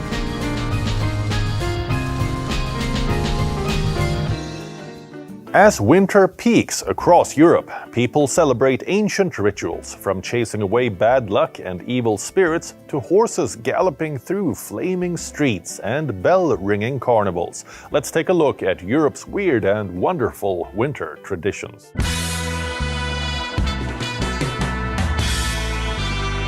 As night falls in the Spanish village of San Bartolomé de Pinares, the streets fill with smoke and fire. As part of a centuries-old ritual called Las Luminarias, horses and riders charge through bonfires.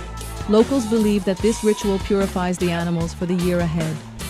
The festival honors St. Anthony, the patron saint of animals. Locals say the tradition began hundreds of years ago, when smoke was thought to protect livestock from disease.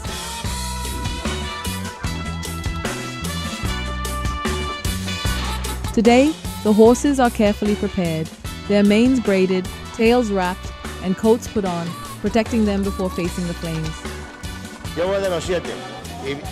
I've been doing this since I was 7, and now I'm 36 years old, and I still get nervous in the days leading up to it. You know, it's a feeling that's very hard to explain, a sentiment, a tradition.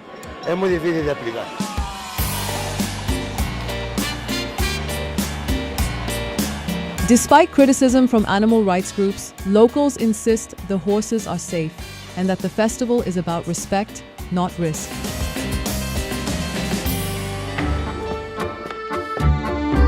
In northern Croatia, winter is driven out with noise, color, and chaos. The Didis Kamesnis, or Old Men of Kamesnis, parade through villages covered in sheepskins, ribbons, and bells.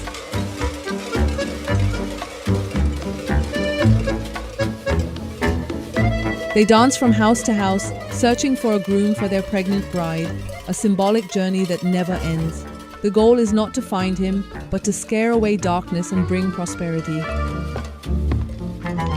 We don't have a groom, so we go from house to house looking for a groom. Our bride is pregnant, and so at every house people welcome us. We eat food and drink, and we ask for our bridegroom, and we don't find him, and so we reach the end of the village, and we look for him next year.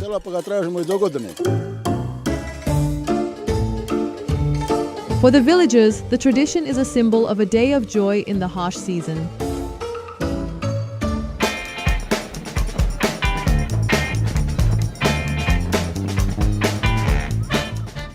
In the mountains of North Macedonia, winter spirits are chased off with costumes and carnival. In the village of Vevkani, revelers flood the streets for a carnival that marks the Orthodox New Year.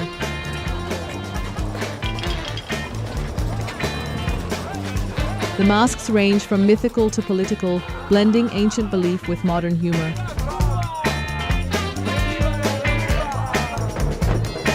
The carnival dates back more than 1,000 years, But today, it also serves as a mirror of society.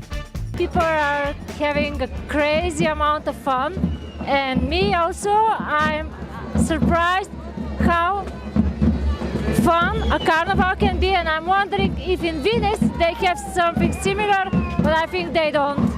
Here is better, much better. Come to Mechanized.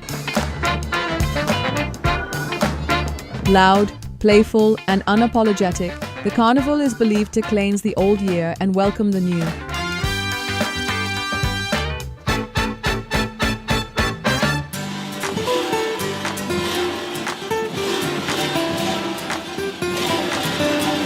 And in Bulgaria, the sound of heavy bells signals the arrival of the kukeri. Men dressed in costumes and masks dance through villages to drive away evil spirits and invite a fertile spring.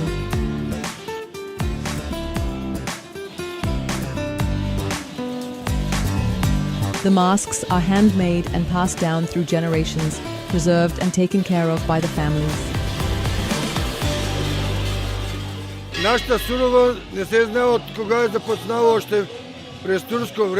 No one knows when our service started, back in the Turkish period, the Ottoman Empire, and the way we dress up now keeps the tradition of the old folks alive.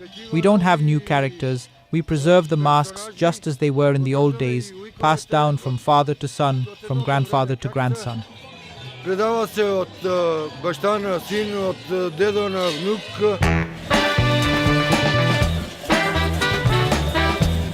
The rituals mark a fresh start, cleaning of bad energy and adding positivity for a peaceful year ahead.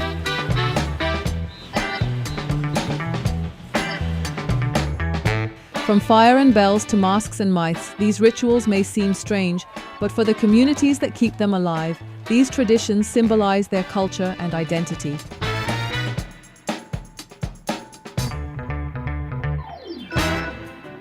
In modern-day Japan, the spirit of the samurai is no longer found on the battlefield, but in Tokyo, a new museum and one man's lifelong discipline keeps the legacy of Japan's warrior class alive. Let's take a look. Meet Ryo Tamura, a martial arts expert and a descendant of a samurai clan. His refined technique, lifestyle, and discipline follow a tradition that goes back centuries, helping Japan keep the age-old samurai tradition alive.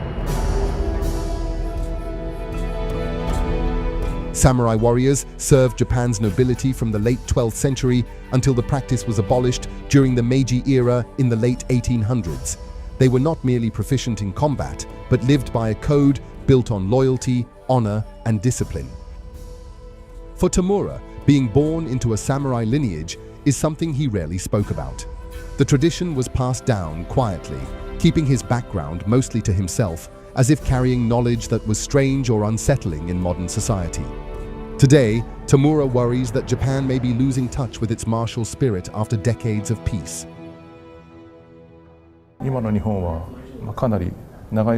Japan has lived without experiencing war for a rather long time and has passed through a peaceful era. Possibly because of that, samurai forget conflict during the Edo period, when relative peace prevailed for more than 260 years. I have a slight concern that we are losing the spirit of it too.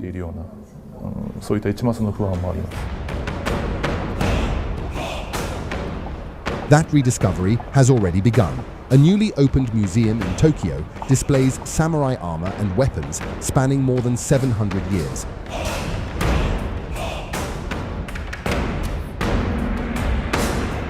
It has quickly become a magnet for visitors, especially overseas tourists. Visitors can try on helmets, hold swords, and pose for photos, turning history into a hands-on experience. It was really interesting to see all the accessories they had collected, all their attire and the swords. Yeah, it was really good.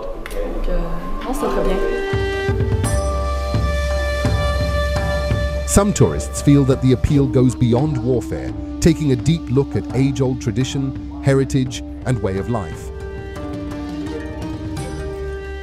The traditional aspects rather than just the warring and battles, it's a completely different world to us, so I think that's why people see it as a different thing, especially now especially in the West, we look like we're going more back into wars, and we're leaving a peaceful period and into more conflict period. That I think people are interested in how other cultures have dealt with that in the past.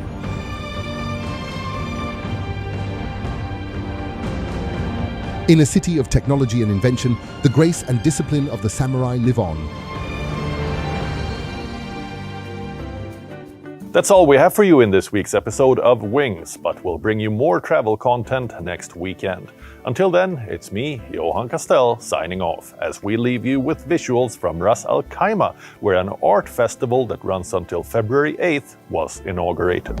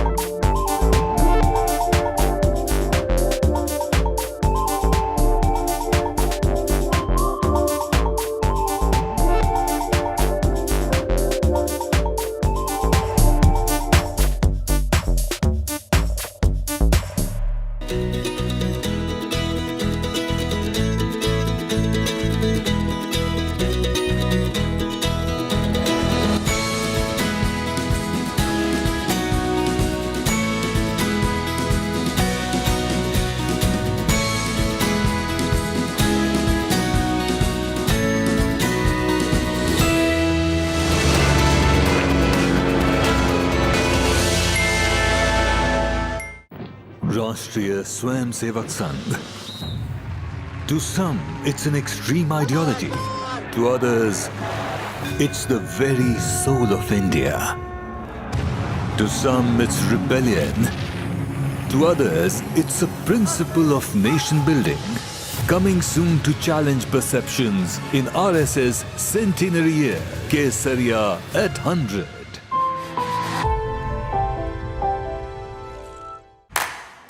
A race car to make your heart skip a beat.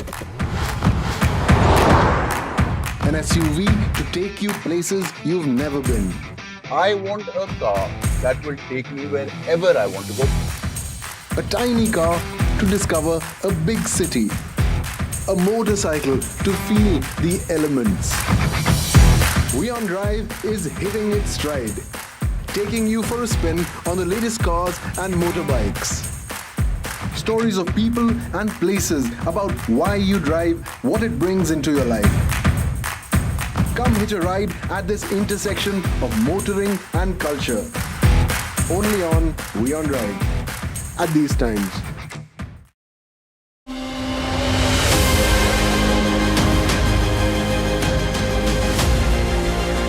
Hello and welcome to a brand new edition of South India, a daily dynamic show that will capture the pulse of southern states. By blending the special stories, the breaking alerts, and the culture developments as well. From the 7 days.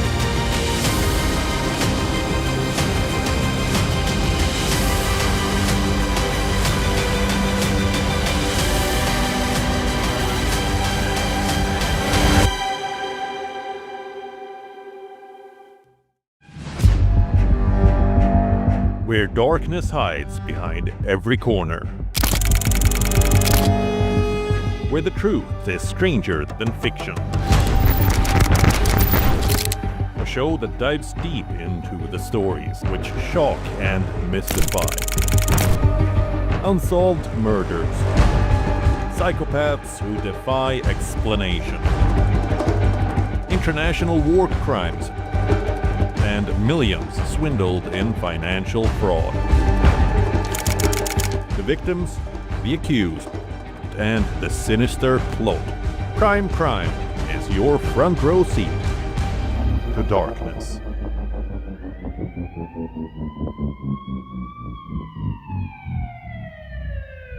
WION, India's global voice, the channel that brings you the biggest stories from across the world through India's lens.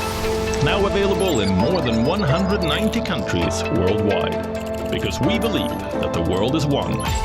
Watch us in Africa, Europe, USA and Canada, South America, Asia Pacific, Middle East and North African regions. Also available on these digital platforms across the world. WION, world is one. From the bustling trading floors of Wall Street to the vibrant exchanges of Asian stock markets, WION breaks it down for you to make sense of what's happening, as we reveal the key factors behind events, strategic battles, and the game-changing business decisions that shape the world. We bring you all of this and more on World Business Watch. A race car to make your heart skip a beat. An SUV to take you places you've never been. I want a car that will take me wherever I want to go. A tiny car to discover a big city. A motorcycle to feel the elements. WION Drive is hitting its stride, taking you for a spin on the latest cars and motorbikes. Stories of people and places about why you drive, what it brings into your life. Come hitch a ride at this intersection of motoring and culture. Only on WION Drive at these times.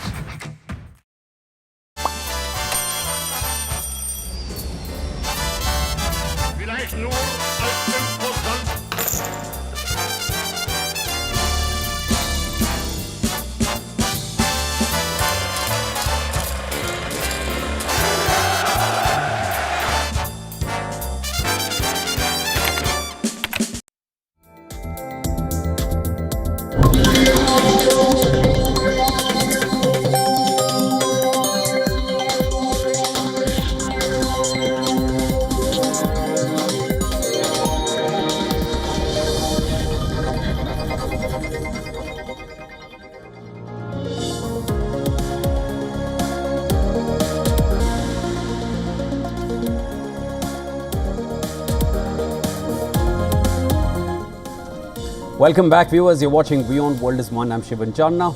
Let's start with the headlines.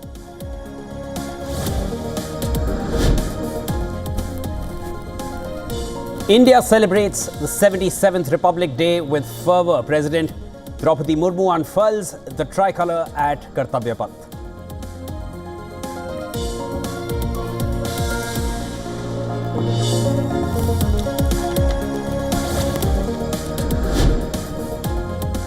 Operation Sindoor takes centre stage at the Republic Day Parade. Indian Air Force helicopters carrying flags of the operation fly over Kartavya Path. Tri-services Tableau highlights coordination and unity shown during the operation. Integration of the Indian Army, Navy and Air Force in safeguarding national sovereignty. Victory through jointness.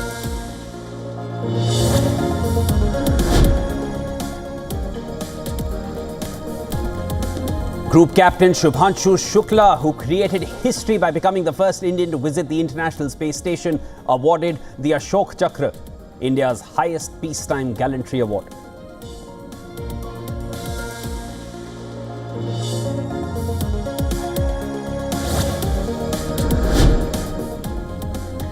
US Senator Ted Cruz reportedly blames Vice President J.D. Vance and trade advisor Peter Navarro for stalling Indian trade talks. The claim comes from a leaked audio of the senator.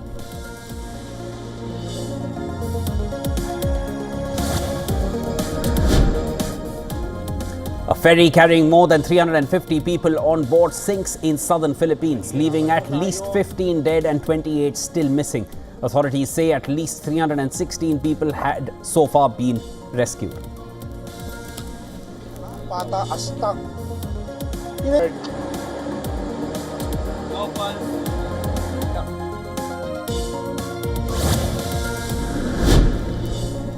Pakistan reports a 56% drop in exports to Afghanistan in the second half of 2025, significantly shrinking trade between the neighboring countries as border tensions and closures disrupt commerce.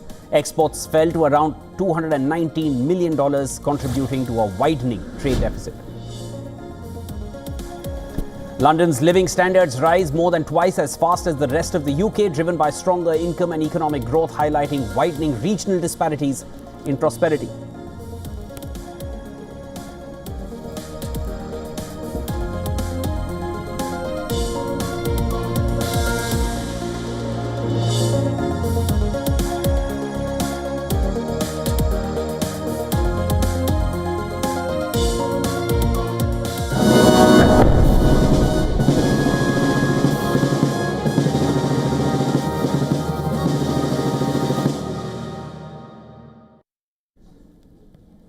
India celebrates its 77th Republic Day today. President Draupadi Murmu presided over the grand festivities at Kartavya Path in Delhi.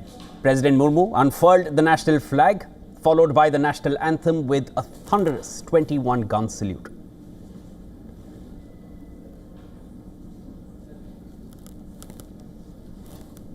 The Dhanush gun system, capable of firing a shell within 12 seconds and swiftly changing position to evade enemy counteraction. And now, going past the saluting base, presenting a formidable combination of a long-range precision and overwhelming firepower, the Suryastra and the BrahMos weapon system. India showcased its military might with the BrahMos, the Akash and the long-range missile systems on display.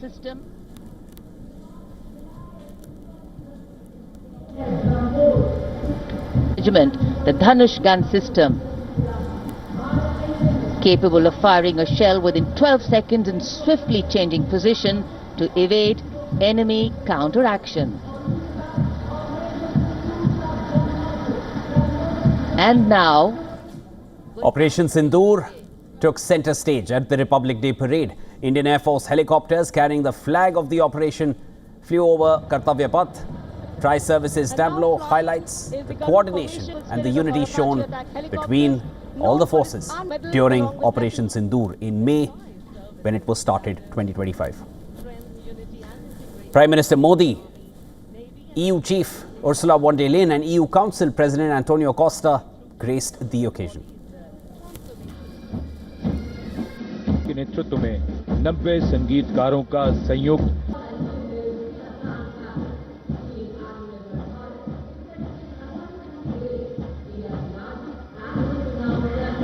विहंगम दृश्य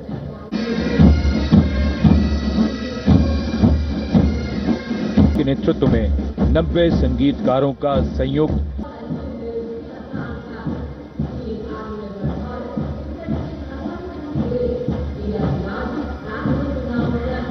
विहंगम दृश्य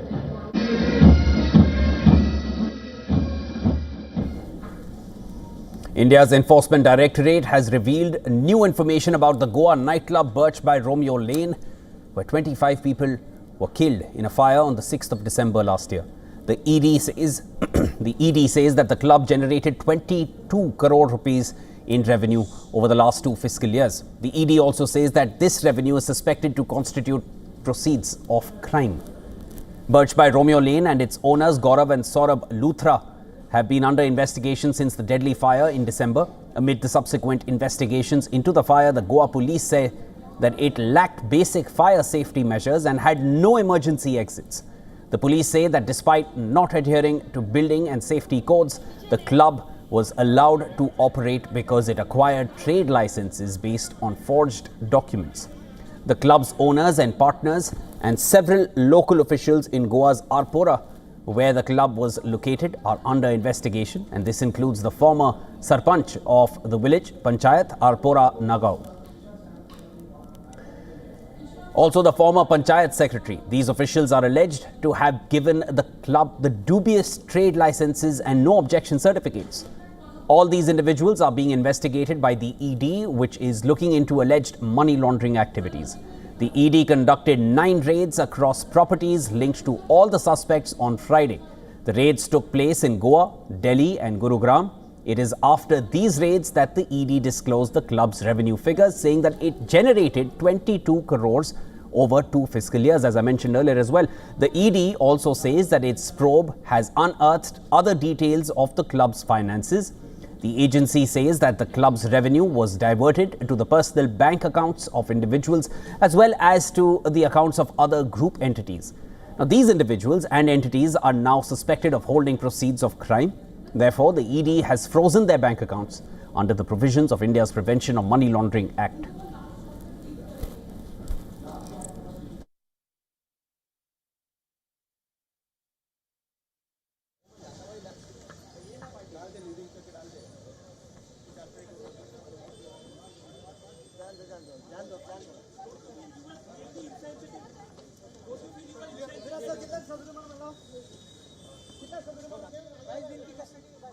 Were killed last year in December. And to get us more on this, our principal correspondent Disha Yadav has sent us this report from Mumbai. Well, that is right. In a major financial probe out of Goa, the ED has now uncovered a suspected money laundering as well as illegal foreign transaction linked to Birch by Romeo Lane, a nightclub in Goa where a fire had killed 25 people in December last year. The ED has said that initial investigations have revealed that the club generated over 22 crore rupees in the past 2 years alone, money now suspected to be proceeds of the crime as far as India's anti-money laundering laws are concerned. In fact, investigators also say that 9 people have been arrested so far in this case, including the 2 owners, that is Saurabh and Gaurav Luthra of the nightclub. And they have searched all the locations possible, specifically 9 in Goa, Gurugram as well as New Delhi, which has uncovered the fact that the club was operating without mandatory licenses as well as forged NOC, which is also called as a no objection certificate. What we also know that the illegal foreign transactions which took place, according to the investigators, have gone through group entities. So now they are also tracking the possible violations of these foreign exchanges that have happened between the group entities here in concern. Thirdly, now the probe has expanded to a larger corruption level, whether it exists, or money laundering networks, whether it exists. And all the bank accounts of these 9 accused already have been frozen by the officials. This is Disha reporting here for WION from Mumbai. The Alliance of Nepali Congress and Communist Party of Nepal, UMI, has polls for Nepal's upper house. Elections were held on Sunday for a third of the seats in the National Assembly. Now, the results were on predicted lines as Nepali Congress won all 9 seats that it contested, while the CPM UML registered victory in 8. 1 seat went to the Loktantrik Samajwadi Party, Nepal, which was supported by the alliance. Among the 19 seats that are becoming vacant on the 4th of March, the Election Commission conducted elections for 18. President Ramchandra Paudel, on the recommendation of the government, will nominate 1 member. Voting was held for 17 positions as Sunil Bahadur Thapa, a Congress candidate from Koshi, was elected unopposed. And there's more on this from our correspondent Saloni Murarka, who sends us this report from Nepal.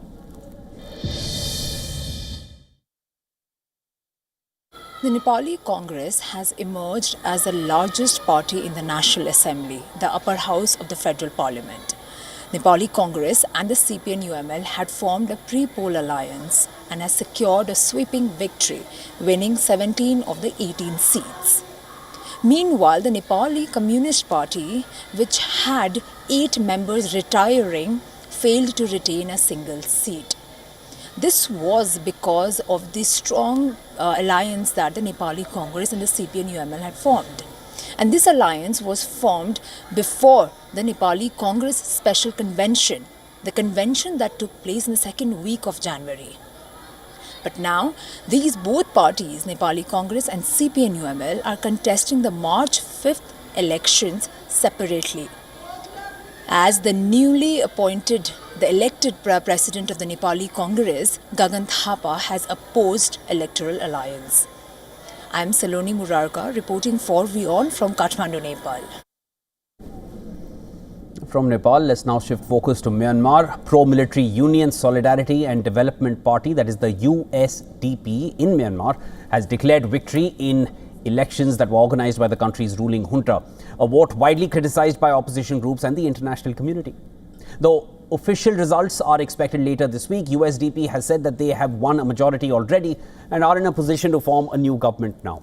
In the first two phases of the polls, the party had secured more than 85% of elected lower house seats and 2/3 of those in the upper house. Voting did not take place across large areas of the country under the control of the rebel groups involved in the civil war, and the turnout fell to just over 50%, down from around 70% in 2020.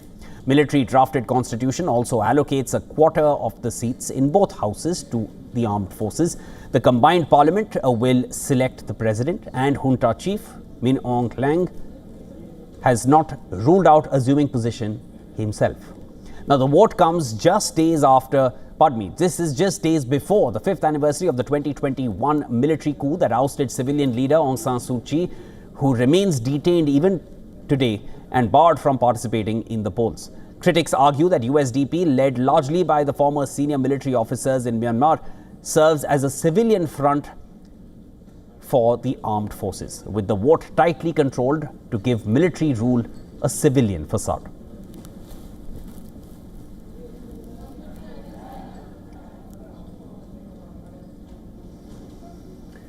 In Southeast Asia and the Philippines, at least 15 people have died and several are missing after a ferry carrying more than 350 people sank near an island in southern Philippines. Officials said that so far 316 passengers have been rescued. According to the Coast Guard officials, an inter-island cargo and passenger ferry en route from the port city of Zamboanga to southern Jolo Island sank around midnight, following reported technical problems. The vessel was carrying 332 passengers and 27 crew. Officials said that so far 316 passengers have been rescued. The ferry went down in good weather about a nautical mile from the island village of Baluk Baluk in Basilan province. Coast Guard Commander Romel Dua said that the Coast Guard and Navy ships, along with a surveillance plane, an Air Force Black Hawk helicopter and fleets of fishing boats, were conducting the search and rescue operations off Basilan. He added that there were no signs of overloading and that a detailed investigation will be conducted to determine the exact cause of the incident.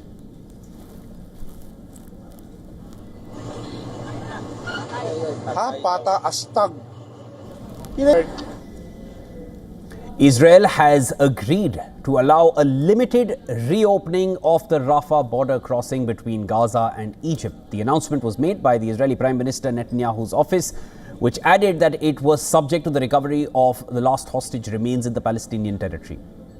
Now, taking to the social media platform X, Netanyahu's office said that Israel agreed to the limited reopening of the Rafah crossing, that is, as per US President Trump's 20-point peace plan, and it added that reopening will only provide pedestrian passage and would depend on the return of all living hostages and 100% effort by Hamas to locate and return all deceased hostages. Now, just to clarify to our viewers, all living hostages are back in Israel. The remains of one deceased hostage still remains in Gaza. Netanyahu's office further said that Israeli military was conducting a focused operation to exhaust all of the intelligence that has been gathered in the effort to locate and return the last hostage body. Israeli military later confirmed that it was searching for the remains of Ran Gavili, a non-commissioned officer at a cemetery in the Gaza Strip. The announcement comes after visiting US envoys reportedly pressed Israeli officials to reopen the crossing, which is a vital entry point for aid into Gaza. The reopening of the Rafah crossing forms a part of a Gaza truce framework announced by the US president in October last year. But the crossing has remained closed after Israeli forces took control of it during the war. The Gazan Health Ministry in the meantime, announced on Sunday that Israeli fire killed 3 Palestinians in 2 separate incidents in the Strip, while an Israeli drone wounded 4 others in Gaza City. Medics said at least 2 people were killed east of Tufa neighborhood in the northern Gaza Strip, while another 41-year-old man was killed at Khan Yunis in the south of the enclave. On the same day, Israeli strikes on South Lebanon killed 2 people, with Israel's military saying that it struck Hezbollah targets. In a statement, Lebanon's health ministry said an Israeli raid near the town of Khirbet Selim killed 1 person and wounded another 5. Lebanon's state-run national news agency reported that one of the strikes in the south targeted a hangar, while the one in Derdgaya targeted a car. The IDF claimed that it had identified the site as weapons manufacturing facility operated by Hezbollah. It confirmed another set of strikes in the eastern Bekaa area as well.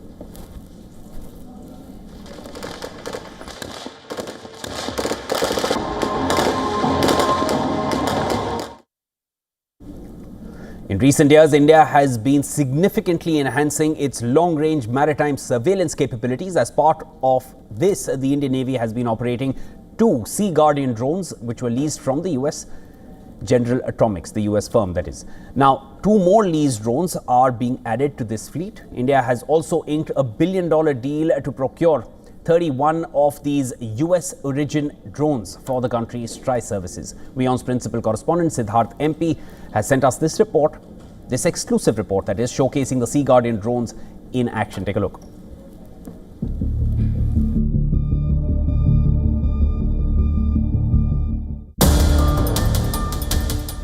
The MQ-9B Sea Guardian is the successor of the Predator and Reaper series of drones. This type of aircraft has flown more than 7 million hours in service of the US and allied nations. The Indian Navy has been operating these drones for the last 5 years. The high-altitude, long-endurance, remotely piloted aircraft is a game-changer asset for Indian Navy.